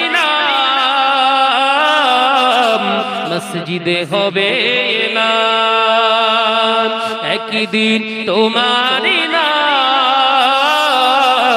মসজিদে হবে এলান তৈরি থেকো তৈরি রেখো খবরের মাল সামান একদিন তোমারই নাম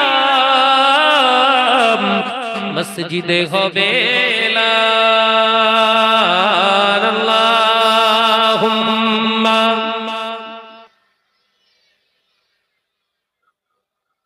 মাশাআল্লাহ মাশাআল্লাহ ওয়া আলা আলি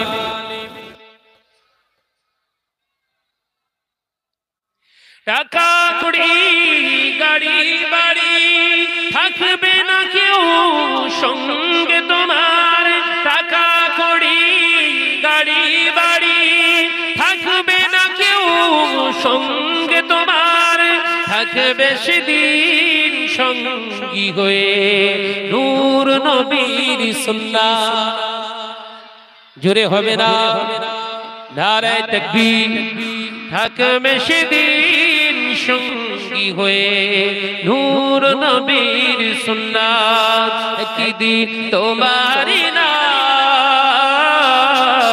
মসজিদে হবে এলান একদিন তোমারই নাম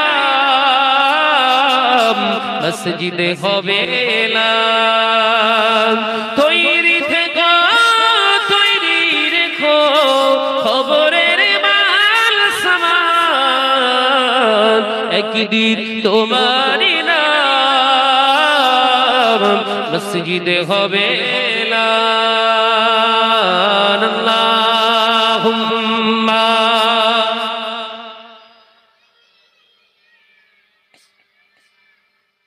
প্রাণ খুলে পড়িও আলা আলি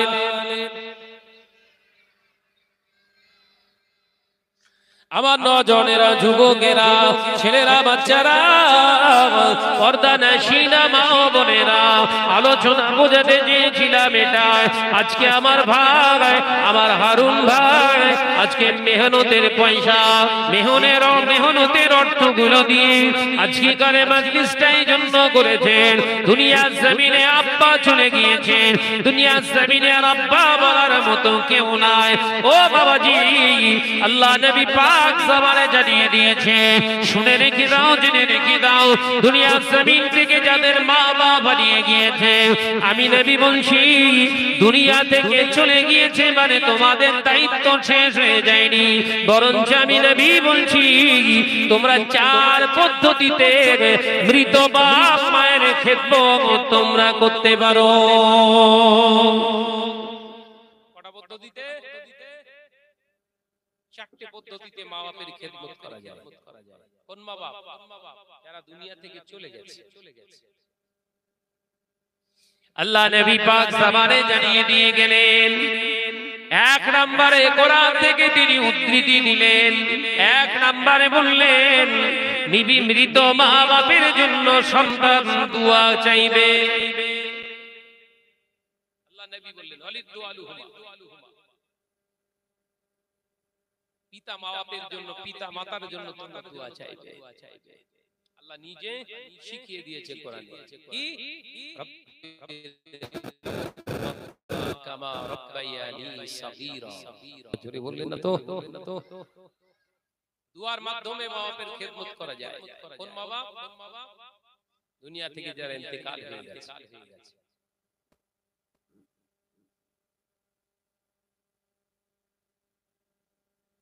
মক্কা থেকে কিছু দূর অবস্থান করলেই একটা জায়গা পড়বে, জায়গাটার নাম হচ্ছে আবওয়া। কি জায়গাটার নাম? আবওয়া। এটা পাহাড়ি উপত্যকা। সেই জায়গায় আমার রাসূলুল্লাহর আব্বাজান শুয়ে আছে। আমার রাসূলুল্লাহর আম্মাজান শুয়ে আছে। আল্লাহ রাসূল যখন ওই রাস্তা দিয়ে পাস হতেন, এইখানে দাঁড়িয়ে দাঁড়িয়ে কাঁদতেন।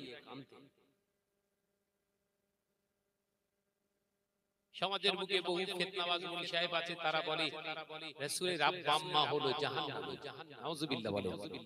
এই জোরে বলেন নাউজুবিল্লাহ। ঈমান আছে, টুপি আছে, দাড়ি আছে, জুব্বা আছে, ভিতরে ফাঁপা, কিচ্ছু নেই, ঢোল।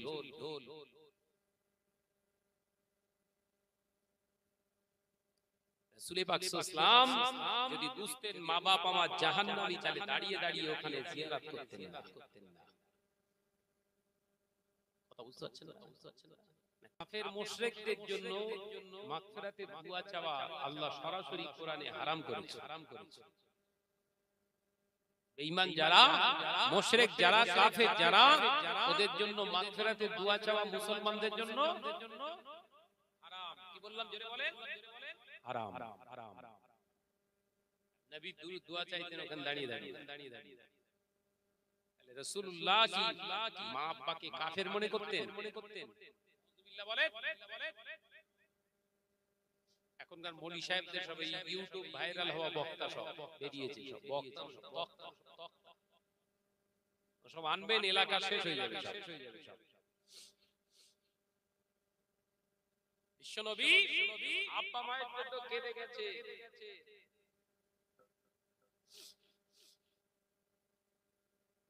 আল্লাহ নবী পাক জবানে জানিয়ে দিলে, ও আমার সাহাবীরা, আমি নবী জানিয়ে দিলাম মৃত মা বাবার জন্য দ্বিতীয় পদ্ধতিতে তোমরা খেদমত করতে পারো, ওয়ালিল ইস্তিগফার লাহুমা। আমি নবী জানিয়ে দিলাম মৃত মা বাবা দুনিয়া থেকে চলে গিয়েছে, মৃত হয়ে গেছে, ইন্তেকাল হয়ে গিয়েছে। আমি রাসূলুল্লাহ জানিয়ে দিলাম ওই মৃত মা বাবার জন্য তোমরা বেশি বেশি আল্লাহর কাছে ক্ষমা চাও। আল্লাহ, দুনিয়া জমিনে আমার আব্বা জান চলে গিয়েছে, আমার আম্মা জান চলে গিয়েছে। আল্লাহ, আমার দাদু জান দাদি জান চলে গিয়েছে, নানা জান নানি জান চলে গিয়েছে, মামা জান চলে গিয়েছে। আল্লাহ, দুনিয়া জমিনে আমার মানুষ করতে গিয়ে, আমাকে বড় করতে গিয়ে, দুনিয়া জমিনে আমার মুখেতে অন্ন তুলতে গিয়ে, খাবার তুলে দিতে গিয়ে দুনিয়া জমিনে কাজ করেছে তারা। ওই কাজটা হয়তো তোমার পছন্দনীয় কাজ ছিল না, হয়তো তারা গুনাহ সাগরে ডুবে গিয়েছে, অন্যায়কে ন্যায় বলে চালিয়ে দিয়েছে, সত্যকে মিথ্যা বলে দিয়েছে। আমাদের মুখে খাবার তুলতে গিয়ে যত তাদের জীবনে গুনাহ করে ফেলেছে, আমি সন্তানের দোয়া চাই আল্লাহ তাদের জীবনে গুনাহ মাফ করে দিই। ও আমার সাহাবীরা, আমি নবী জানিয়ে দিলাম ওই সন্তানের দোয়া আল্লাহ দরবারে কবুল হয়ে যায়, ওই সন্তানের দোয়া আল্লাহ দরবারে কবুল হয়ে যায়, ওই সন্তানের ইস্তিগফারটা আল্লাহ দরবারে পছন্দ হয়ে যায়। আল্লাহ তাআলা ওই সময় সন্তানের ইস্তিগফারটা কবুল করে নিয়ে ইনশাআল্লাহ ওই মৃত মা বাবার কবরে আযাবকে আল্লাহ সাথে সাথে মাফ করে দেয়। আর জোরে হলো না তো? দায়িত্ব বেড়েছে না কমেছে? জোরে বল না রে বাবা।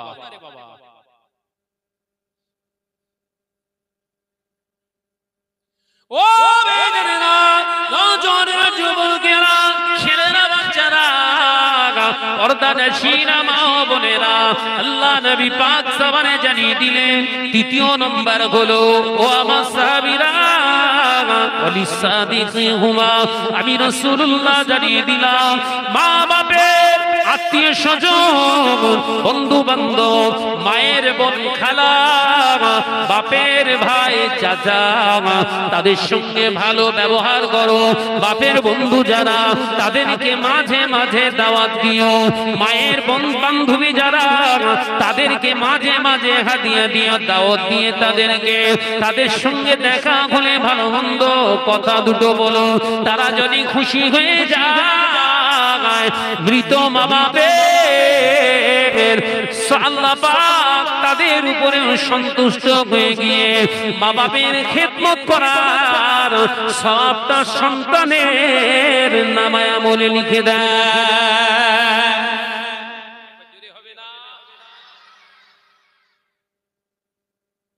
বিশ্বনবী শেষে বললেন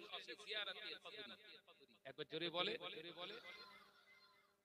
বাপের কবরের পাশে দাঁড়িয়ে মাথার কাছে, কোথায় দাঁড়াবেন? জোরে বল না রে বাপ। আমরা রাসূলের দরবারে গেলে ঠিক রাসূলুল্লাহর মাথা মোবারকের সামনে দাঁড়িয়ে আমরা সালাম দেই। একবার জোরে হবে না? ওই জন্য কবর জিয়ারাতে নিয়ম কি? মা বাপ ইন্তেকাল করেছে, কবরস্থ করা আছে, সেই মা বাপের ঠিক কবরের মাথার কাছে দাঁড়িয়ে দাঁড়িয়ে সন্তান দোয়া করবে। জোরে বলুন না। পজিশন নেই, কবরস্থান নোংরা, আবর্জনা ভরে আছে। নোংরা বলতে এই লতা পাতা কোনো জঙ্গলে ভর্তি হয়ে যেতে পারছেন, দূর থেকে দোয়া করলে হবে। কিন্তু রাসূলুল্লাহ বললেন কোন জায়গায় দাঁড়াতে? তাদের মাথার কাছে দাঁড়িয়ে দাঁড়িয়ে দুই চোখের পানি ঝরান। আল্লাহর কাছে রোনাজারি করুন। আল্লাহ, ও রব্বুল আলামিন, আল্লাহ আবার আব্বা জানকে তার আলাওলাদ, তার আলাওলাদ, তার নেক আওলাদ, তার সৎ সন্তান আপনার দরবারে ফরিয়াদ করছে। আল্লাহ, আমাদের আযাব দিতে আর ভাল লাগে না, আমাদের আযাব দিতে কেমন শর্মিন্দিতা হয়ে যায়। আল্লাহ পাক বলেন, ফেরেশতারা আমার বান্দার কবর থেকে তোমরা বেরিয়ে যাও, আমার বান্দার আযাব দিও না, আমার বান্দার আযাব দিও না। আমার বান্দার, ওই বান্দার সন্তানের ওসিলায় আমি আল্লাহ পাক কবরের আযাবগুলোকে মাফ করে দিলাম। মা বাপ দুনিয়ার জমিনে করে দায়িত্ব বাড়ে না কমে? জোরে বলেন। এটাকে কাজে লাগান। কবরের ধারে যেতে পারেন না, কাজ কামে ব্যস্ত আছেন, পাঁচ ওয়াক্ত নামাজের শেষে মুসাল্লায় দাঁড়িয়ে, মুসাল্লায় বসে নামাজের পাটিতে নামাজে যায়, নামাজে দাঁড়িয়ে আল্লাহ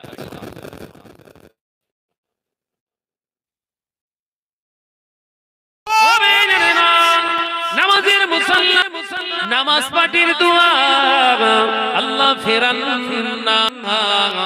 আল্লাহ কোরআনে জানিয়ে দিয়েছে, ইয়া আইয়ুহাল্লাযীনা আমানু, হে আমার বিশ্বাসী সম্প্রদায় বান্দাগণেরা, আমি আল্লাহ পাক জানিয়ে দিলাম, আমানুস্তাঈনু বিস-সাবরি ওয়াস-সালাহ, ইন্নাল্লাহা মা'আস-সাবিরিন। জোরে বলো, আর কি জোরে হবে না, আর কি চিল্লে হবে না। আল্লাহ কোরআন পাকের ভিতরে জানিয়ে দিলেন, ইয়া আইয়ুহাল্লাযীনা আমানুস্তাঈনু বিস-সাবরি ওয়াস-সালাহ, ইন্নাল্লাহা মা'আস-সাবিরিন। হে আমার বান্দা, আমি আল্লাহ তোর জন্য খুশ খবর রেখে দিয়েছি। শোন, তোরা যারা আমার ঈমানদার, আমার বিশ্বাসী বান্দা, শুনে রাখ, ইস্তাঈনু বিস-সাবরি ওয়াস-সালাহ, নামাজের মুসাল্লায় দাঁড়িয়ে সহনশীলতা অবলম্বন কর। আমি আল্লাহ পাক বলছি, ধৈর্য ধারণ কর। আমি আল্লাহ পাক বলছি, আমার কাছে চা, ইন্নাল্লাহা মা'আস-সাবিরিন। নিশ্চয় আমি আল্লাহ বলছি, ওই ধৈর্য ধারণ করা ব্যক্তিদের সঙ্গে আমি আল্লাহ নিজে আছি। একবার জোরে হবে না? রাজাদের প্রথম শর্ত হলো ছেলেকে দিনদার হওয়া লাগবে। কি হওয়া লাগবে? দিনদার, অর্থাৎ 5 ওয়াক্ত নামাজ আদায় করতে হবে। 5 ওয়াক্ত নামাজ পড়ুন, দোয়া করছেন, বছর পড়তে যাচ্ছে, মনে হচ্ছে তাই তো আমার তো আল্লাহ দরবারে কবুল হয়েছে কিনা। এক কাজ করি, আলেম ওলামা হাফেজ সাহেব কিংবা ইমাম সাহেব হুজুরদেরকে নিয়ে একটু দোয়ার মাজলিস করি। দেখবেন জলসা মাহফিল দেওয়া ইসালে সওয়াবের পরে আপনার মনটা কেমন যেন একটু খুশি খুশি লাগছে। জলসা দেওয়ার পরে, ইসালে সওয়াবে দেওয়ার পরে আপনার মনটা যেন খুশি খুশি লাগছে। আর এই খুশি খুশি আবহাওয়া মনের ভিতরে তৈরি হওয়া মানেই এই মজলিসে তো আল্লাহর দরবারে পৌঁছে গেছে। একবার জোরে বলুন। কথা উঠছেন না। আপনার ইবাদত আল্লাহর দরবারে কবুল হচ্ছে। আর প্রথম সিম্পটম নমুনা হলো নামাজ পড়ার পরে আপনার খুশি খুশি ভাব লাগবে। কথা বুঝতে পারছেন না নাকি? রোজা করার পরে আপনার মনটা যেন একটু আনন্দ আনন্দ ভাব। হজ করার পরে যেন আপনার মনের ভিতরে যেন একটু খুশি খুশি ভাব। নামাজ সালাম ফেরানোর পরে মনটা যেন ভিতর থেকে একটা আনন্দ অনুভূতি হচ্ছে। এসব আলামত হলো কিতাবে এসেছে আল্লাহর দরবারে আপনার দোয়া ইবাদতটা পৌঁছে গেছে। একবার জোরে বলুন। নামাজ পড়েছেন, মন ভালো নেই। হজ করেছেন, মন ভালো নেই। দান করছেন কিন্তু মনে শান্তি নেই। জানবেন আপনার ইবাদত বান্দিগিতে কোনো ঘাটতি আছে। এটাই হলো তার নমুনা। আলোচনা বুঝছেন বাপ? চিন্তা ভাবনা করুন। আমি আপনাদের ভাই মোহাম্মদ শাহনওয়াজ। আলোচনা করলে তো দীর্ঘক্ষণ করা যাবে। অল্প আলোচনা শুনুন, গঠনমূলক আলোচনা শুনুন, জীবন পরিবর্তন হবে এমন কিছু আলোচনা শুনুন, যেটা শুনলে আপনার আখিরাতের রাস্তাটা আপনি সুন্দরভাবে চিনতে পারবেন। কথা বুঝছেন না? ভাইরা, আমার নওজওয়ানেরা, যুবকেরা, ছেলেরা, বাচ্চারা, পর্দানশীনা মা বোনেরা, আলোচনা মজুর ও পর্দানশীনা মা বোনেরা, যার ঘরে বসবাস আপনি করেন, স্বামীর ঘরে কি ভাইয়ের ঘরে, বাপের ঘরে, আপনি ঘর মালিকের হক আদায় করুন। আর যার ঘরেতে আপনি বসবাস করছেন, বাপের ঘরে কি ভাইয়ের ঘরে কি স্বামীর ঘরে, আপনি অবশ্যই ওই ঘর মালিকের শুকর আদায় করেন। এই শুকর আদায় করা শুরু, আপনি হেজাবি হয়ে যান, আপনি নামাজিনী হয়ে যান, আপনি কোরআন তেলাওয়াতকারী হয়ে যান। আল্লাহ নবী জানিয়েছেন, ও আমার সাহাবীরা, আমি নবী জানিয়ে দিলাম, আমি নবী তোমাদের জানিয়ে দিলাম, একজন নারীর জন্য, একজন মহিলার জন্য তার মসজিদ হলো তার নিজের স্বামীর ঘর, নিজের আব্বার ঘর, নিজের ভাইয়ের ঘর। ওই ঘরটা মহিলাদের জন্য হলো মসজিদ।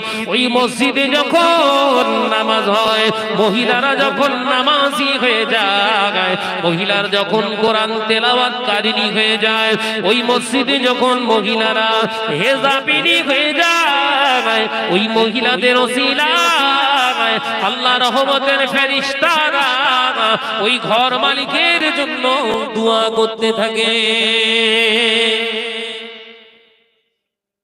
এটা মায়েদের ওয়াজ দিয়ে যাচ্ছি, কারণ ওরাও ঘরে বসবাস করে। এই কথা বলে না কেন? যে ঘরটায় বসবাস করছে শ্বশুরের করে রেখে যাওয়া ঘর, অথচ শ্বশুরের নামে একটু তেলাওয়াত করে না। আছে না? 24 ঘন্টা রিমোট নিয়ে ব্যস্ত। না, আপনাদের লালসি এসব নেই। আছে বাবাজি,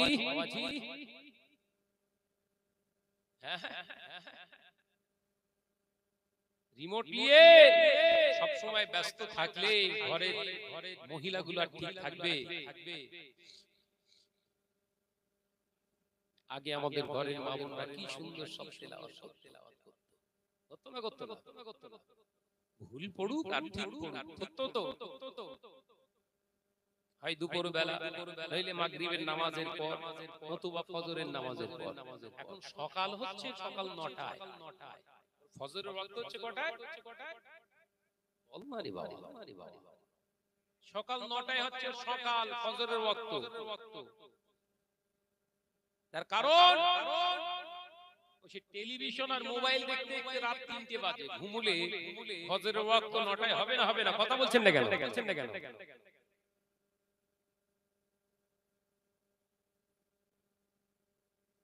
সাবধান হন, ঘরের মা বোনেদেরকে বলে রেখে গেলাম, পেটের সন্তান, ছেলে হোক মেয়ে হোক, কানা হোক খোড়া হোক, সাদা হোক আর ফর্সা হোক আর কালো হোক, আল্লাহর তরফ থেকে আসছে।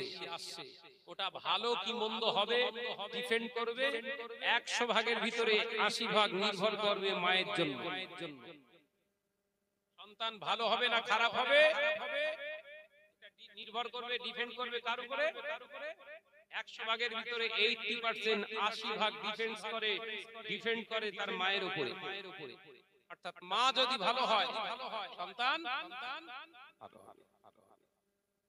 বাপ 20%।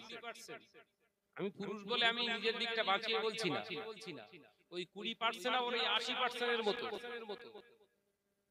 বাপের কর্তব্য শুধু খাবার এনে জোগাড় করে দেওয়া নয়, খাদ্য যোগান দেওয়া মানে হালাল খাবারটা জোগাড় করে সংসারে ঢোকানো। চুরি করা, মেরে নেওয়া, ছেড়ে দেওয়া জিনিস সংসারের ভিতরে ঢোকাচ্ছেন, আর আল্লাহর কাছে জুম্মা মসজিদে যে দোয়া চাচ্ছেন, আল্লাহ সন্তান যেন আব্দুল কাদের হয়। আব্দুল কাদের হবে না, বাগান ঠেলা কাদের হবে? কোনটা? কথা বলে না।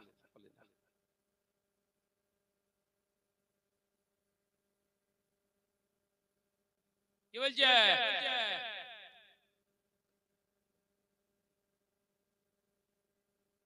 বলছে শুনছে।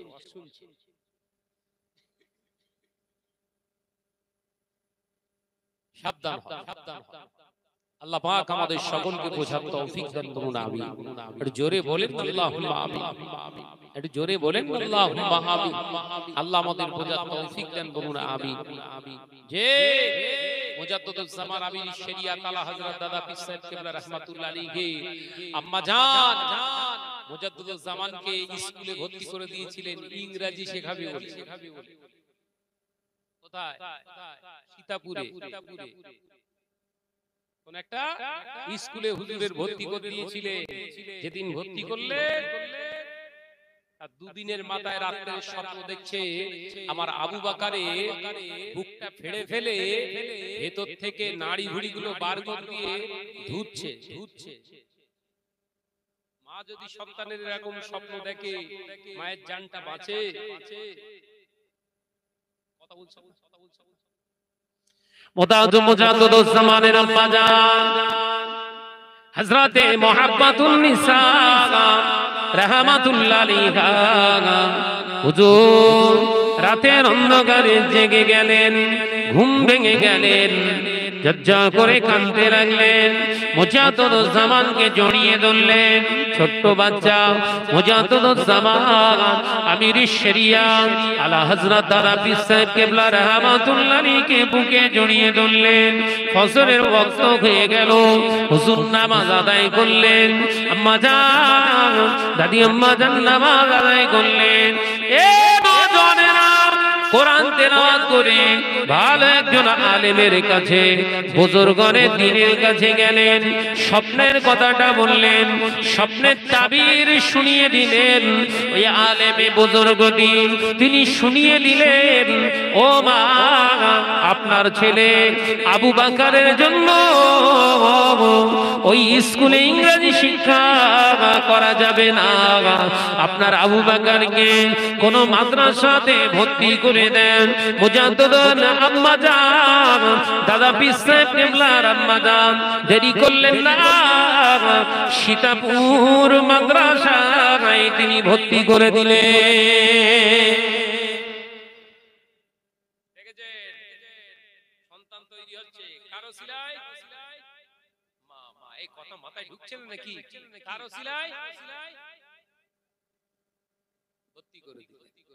সেই মুজাদ্দিদুল জামান আবু বকর সিদ্দিক রাহমাতুল্লাহ আলাইহি জামানার যুগের শ্রেষ্ঠ মুজাদ্দিদ। একবার জোরে বলবেন না? ওলির দরবার হয়ে গেছে, ওলিদের সেন্টার হয়ে গেছে। কোথায়? ফুরফুরাশিয়া। দাদা হুজুর পীর কেবলাকে দেখেছেন? চোখে দেখেছেন? মুরব্বিরা বলেন দেখেছেন? দেখেন, আমিও দেখি, আপনারাও দেখেন। কিন্তু সেই দাদা হুজুরের পাগল আমরা। কথা বলছেন দেখেন, কেন কেন কেন কেন কেন রাসূল পাক সাল্লাল্লাহু আলাইহি ওয়াসাল্লামের জন্য পাগল আমরা। সাহাবায়ে কেরামদের রাসূল পাক সাল্লাল্লাহু আলাইহি ওয়াসাল্লামকে দেখেছি আমরা? দেখিনি। পাগল কেন? ঠিক সেই রকম তৈরি করে রেখে গিয়েছিলেন আল্লাহ নবীর ছোট্টবেলার বাল্য জীবনের ইতিহাস পড়লে চোখ দিয়ে পানি আসে। আব্বাজান হযরত আব্দুল্লাহ রাদিয়াল্লাহু তাআলা আনহু 6 মাস যখন রাসূলুল্লাহ গর্ভে আছেন, মায়ের গর্ভে 6 মাস দুনিয়ার জমিনে আসার আগে দুনিয়া থেকে চলে গেছে। আব্বা সন্তান পৃথিবীর জমিনে মুখ দেখলেন, আম্মাজান হযরত আমিনা চিন্তা করতে লাগলেন যদি বাপের কথা বলে কি বলবো। ঠান্ডা মাথায় খুব চিন্তা ভাবনা করে বিশ্ব নবীকে সুন্দর করে নিজের কাছে তিনি রাখতে চাইলেন না, দুদুমা হালিমার কাছে নিয়ে চলে গেলেন। তাই মা হযরত হালিমা রাদিয়াল্লাহু তাআলা আনহা হুজুরকে সুন্দর করে পালন করতে 4 বছর বয়স হয়েছে। আর রাখা যাবে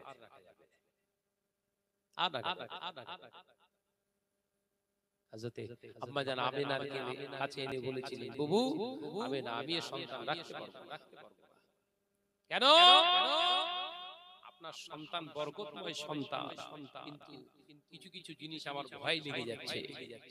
আমার ছেলে আমার বাচ্চার সঙ্গে খেলতে যাচ্ছে পাহাড়ি এলাকায়, আপনার বাচ্চা আস্তে আস্তে পাহাড়ি উঠে তাকে শুইয়ে ফেলে ফেলে সব বার করে ধৌত করেছে। আমার ছেলে দেখেছে, কিছু একটা হয়ে গেলে আমি কৈফিয়ত দিতে পারবো না। আপনার বাচ্চা আপনি রেখে দেন, কাছে রেখে আল্লাহ রাসূলকে আম্মাজান হযরত আমিনা রাদিয়াল্লাহু তাআলা আনহা নিজের কাছে রেখে মানুষ করতে লেগেছিলেন। একবার জোরে বলুন সুবহানাল্লাহ। মায়ের সহবত বড় সহবত। মা যদি ভালো হয় সন্তান ভালো হবে। ব্যতিক্রম দুটো একটা আল্লাহ সব ব্যাকা হয়, দেখেছেন তো? দুটো একটা ব্যাকা করে পাঠায় উপমা স্বরূপ। যেমন ফেরাউনের দরবারে মুসা আলাইহিস সালামকে আল্লাহ পাঠিয়েছিলেন। শুনেননি? ফেরাউনের দরবারে কাফেরের দরবারে নবী মানুষ হচ্ছে। আল্লাহ এটা নজির এক্সাম্পল স্বরূপ রেখেছিলেন যে আমি আল্লাহ ইচ্ছা যদি করি কাফেরের ভেতর থেকেও আমি আল্লাহ নবী পৃথিবীর জমিনে মানুষ করতে পারি। কাফেরের ক্ষমতা হবে না আমার নবীর গায়ে হাত দেয়া। একবার জোরে বলুন না সুবহানাল্লাহ। বিনা বাপে আমি আল্লাহ দুনিয়ার জমিনে সন্তান পৃথিবীর জমিনে আনয়ন করতে পারি। কারণ আমার নবী ঈসা ইবনে মারইয়াম বিনা বাপে দুনিয়াতে এসেছিলেন। কোথায়? মসজিদুল আকসা জেরুজালেমে এখন অবস্থিত। এখনো সেই ঘরটা, যে ঘরটায় আম্মাজান হযরতে মারইয়াম আলাইহিস সালাম থাকতেন, সেই ঘরটা এখনো পর্যন্ত ফিলিস্তিনে আছে। কথা বুঝতে পেরেছে? সেই ঘরটা এখনো আছে। যুবতী মেয়ে মসজিদুল আকসাকে, আগে আমাদের কিবলা ছিল কাবা। কথা বুঝতে পারছেন তো? কিবলা মসজিদ পরিষ্কার করা, মসজিদের খাদেম খেদমত সবকিছু করতেন কে? এই যুবতী মেয়েটা। হঠাৎ করে দেখলেন পেটের সন্তান আসলে যেমন ভারী হয় পেটটা, অনুভূতি হচ্ছে। বলেন যুবতী মেয়ের পেটে যদি সন্তান আসে, ওই মেয়েটা লজ্জায় আর ফাঁকায় বের হতে পারবে? কথা বলেন না। আম্মাজান হযরতে মারইয়াম মসজিদুল আকসার পাশে দাঁড়িয়ে আসমান থেকে আওয়াজ আসলো, মারইয়াম ও আমার বান্দি কাঁদবেন না, চিন্তা করবেন না, সন্তান পাঠিয়েছি আমি। আপনার পেটের সন্তানকে আমি আল্লাহ আমার প্রিয় বানাতে চাই, আমার নবী হবে, আমার নবী হবে। আপনি চিন্তিত হবেন না, আমার নবী ঈসা দুনিয়ায় আসবে। অন্যান্য বাচ্চা যেমন 2 বছর 3 বছরে কথা বলতে শেখে, আমি আল্লাহ অমন পাঠাবো না। আপনি চিন্তিত হবেন না, আপনার পেটের সন্তানটা যেমন আমি আল্লাহ পাঠিয়েছি, আপনার সম্মান হেফাজতের দায়িত্বটা আমি আল্লাহ নিয়েছি। আপনার সন্তানটা পৃথিবীর জমিনে যে আমি পাঠিয়ে দিলাম, ওর সব কিছু সেফটির দায়িত্বটা আমি আল্লাহ পাক নিজে হাতে নিয়েছি। জোরে বলুন সুবহানাল্লাহ। এ নওজওয়ানেরা, যুবকেরা, আল্লাহ নবী আম্মা জান, আল্লাহ নবী হযরতে ঈসা ইবনে মারইয়াম, হযরতে ঈসা ইবনে মারইয়ামের সন্তান ঈসা আলাইহিস সালাম দুনিয়ার জমিনে ভূমিষ্ঠ হয়ে গেলেন। শত্রুরা হেচ্ছা করতে লাগলেন, শত্রুরা বিভিন্ন রকমের টিটকিরি কাটতে লাগলেন। আল্লাহ নবী হযরতে ঈসা আলাইহিস সালাম দেখতে পাওয়া যায় মায়ের গর্ভে থেকে দুনিয়ার জমিনে এলেন। দুনিয়ার জমিনে এসে হুজুরকে, হুজুর আম্মা জান মারিয়ামকে বলতে লাগলেন, ও মা মারিয়াম, আপনি চিন্তিত হবেন না মা, দুনিয়ার জমিনে আল্লাহ আমাকে পাঠিয়েছে। আপনার নিরাপদের দায়িত্ব, আপনার সেফটি দেওয়ার দায়িত্বটা আল্লাহ নিজে হাতে নিয়েছে। আর আপনার হয়ে ফাইট করার জন্য আমি ঈসাকে পাঠিয়েছে। আপনার হেফাজতের দায়িত্ব আল্লাহর, আর আপনার হয়ে ফাইট করার দায়িত্ব ঈসা ইবনে মারইয়াম। একটু জোরে বলুন না। তাফসীর থেকে বলছি, ঈসা আলাইহিস সালাম মায়ের পেট থেকে হই বললেন, আম্মা কাঁদবেন না। জোরে বলেন না। সন্তান ভূমিষ্ঠ হয়ে কথা বলে,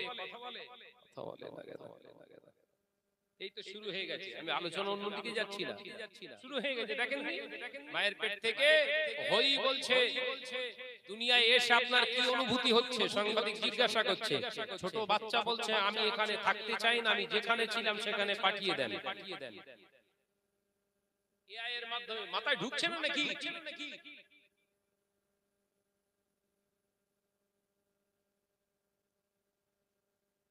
হসপিটালে সিনসিনারি দিয়ে এআই এর মাধ্যমে,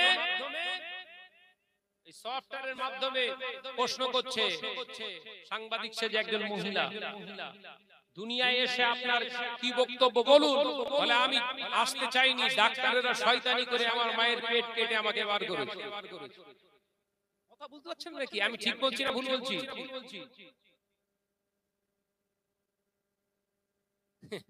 কথা বুঝতে পারছেন না? তাহলে সমাজ কতটা আস্তে আস্তে আস্তে আস্তে ধ্বংসের দিকে যাচ্ছে, এটা লক্ষণ। ঈসা, হযরত ঈসা ইবনে মারইয়াম, নবী ঈসা আলাইহিস সালাম বলেছিলেন, আম্মা জান আপনি চিন্তা করবেন না, আপনি ঘরে চলুন, ফিরে চলেন। আম্মা জান মারইয়াম পালাচ্ছিলেন, এই সন্তানকে নিয়ে সমাজে ঘুরবো কি করে? আমার স্বামী নেই অথচ কোলে সন্তান। এক কথায় সমাজের লোক আমাকে বলবে আমি ব্যভিচারিণী মহিলা। লজ্জায় বেরিয়ে গিয়েছিলেন। ঈসা আলাইহিস সালাম জন্ম নিয়ে বলেছিলেন, আম্মু আপনি ফিরে চলেন। উনি তো শুনে অবাক হয়ে গেছে, ছোট বাচ্চা কথা বলছে, হই কথা বলছে। ঈসা আলাইহিস সালামের আম্মা জান মারিয়াম বলতে লাগলেন, আব্বু আমরা ফিরে গেলে সমাজের লোক আমাদের মানবে না, আমাদেরকে গ্রহণ করবে না। উনি বলেছিলেন, আপনি চিন্তা করবেন না আম্মা, আপনার সেফটির দায়িত্ব আল্লাহ নিয়েছে, আর আপনার হয়ে ফাইট করবার জন্য আল্লাহ দুনিয়ায় আমাকে পাঠিয়েছে, আপনি চলেন। আম্মা জান মারিয়াম কোলে করে নিয়ে ঈসা আলাইহিস সালামকে নিয়ে আসছেন, মসজিদুল আকসা চত্বরে ধরে ফেলেছে। কি ব্যাপার? সন্তান হলো কার সন্তান? গোপনে গোপনে কি হচ্ছে? যেমন হয় গো, খুব সতী সতী করতে, নিজেকে খুব ভাব লাগাতে সন্তান কার? ঈসা আলাইহিস সালাম বলেছিলেন, এই মৃত্যু চুপ হয়ে যাও। একবার জোরে বলুন না। আমরা আম্মা জান যেমন পবিত্র ছিলেন, এখনো সেই রকম পবিত্র আছে। ছোট বাচ্চার কথা শুনে সবাই জড়ো হয়ে গেছে, সর্বনাশ। এই কোলের বাচ্চা কয় কি? ঈসা আলাইহিস সালাম বলেছিলেন, আমি অন্য সাধারণ সন্তান নই, আল্লাহর পক্ষ থেকে আমাকে পাঠানো হয়েছে। আমি হলাম হযরত ঈসা ইবনে মারইয়াম, হযরত মসিহ, হযরত ঈসা আলাইহিস সালাম, আমি একজন নবী। একবার জোরে বলুন, জোরে বলুন। সমস্ত নবীর নবুয়ত দেয়া হয়েছে কত বছর বয়সে? 40 বছর বয়সে। নবী ঈসা আলাইহিস সালামের নবুয়ত দেয়া হয়েছে জন্ম থেকে। একবার জোরে বলুন না। আমার নবী সৃষ্টির আগে থেকে নবী, এই কথা বুঝতে পারছেন না? আমার নবী দুনিয়া সৃষ্টির আগে নবী, আর ঈসা আলাইহিস সালাতু ওয়াস সালাম নবী মায়ের পেট থেকে নবী। আর সমস্ত নবী আলাইহিস সালাম 40 বছর থেকে নবী। মাথায় ঢুকছে? কিন্তু খুব তাৎপর্যপূর্ণ, মাথায় ঢোকাবে। আমার নবী হলো আদম সৃষ্টির আগে নবী। আদম আলাইহিস সালাম সৃষ্টি হওয়ার আগে নবী কে? আমাদের নবী। আর ঈসা আলাইহিস সালাতু ওয়াস সালাম নবী মায়ের পেট থেকে হওয়ার পর থেকেই নবী। আর সমস্ত নবী আলাইহিস সালাম নবী 40 বছরে হলেন নবী। একবার জোরে বলুন, জোরে বলুন। বাবাজি আমার, আলোচনা অনেক, বেশি দূর যাব না, আর বেশি শোনাও ভালো না। শুধু এতটুকু বলছি, সাবধান হন, সাবধান হন। ফিতনার সময়, কঠিন সময় ঈমান বাঁচানোর চেষ্টা করুন। ধন সম্পদ যতটা বাঁচাবেন আপনার চিন্তাধারার ভিতর দিয়ে বাঁচান, যে ধন সম্পদটা বাঁচালে আপনার ঈমান বাঁচবে, সেই সম্পদ বাঁচান। যে সম্পদ বাঁচাতে গিয়ে আপনি ধ্বংস হয়ে যাবেন, ও সম্পদ বাঁচাবেন না, তার মানে ও সম্পদ আপনার না। যে সম্পদটা বাঁচালে আপনার ঈমান বাঁচবে, ওই সম্পদ বাঁচান, ওটা আপনার। আল্লাহ পাক আমাদের বোঝার তৌফিক দেন, বলুন আমিন। আর একটু জোরে বলি আল্লাহুম্মা আমিন। আল্লাহ চাইলে তো সামনে বোধহয়, সামনে বৃহস্পতিবার, পরের বৃহস্পতিবারই বোধহয়, নাকি? আল্লাহ চাইলে আবার দেখা হবে। আসুন সকলে মিলে দাঁড়াই, বিশ্ব নবীর একটু সালাতু সালাম জানাই। ইয়া নবী সালাম।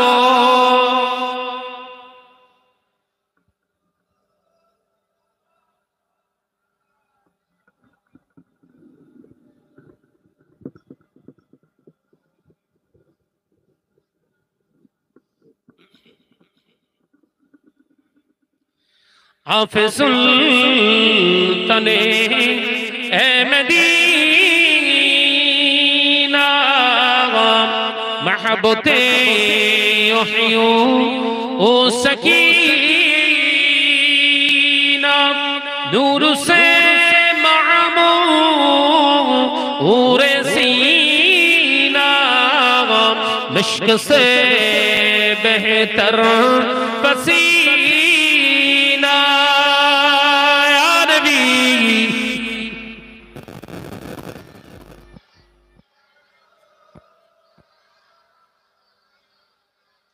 या हबीब सलाम।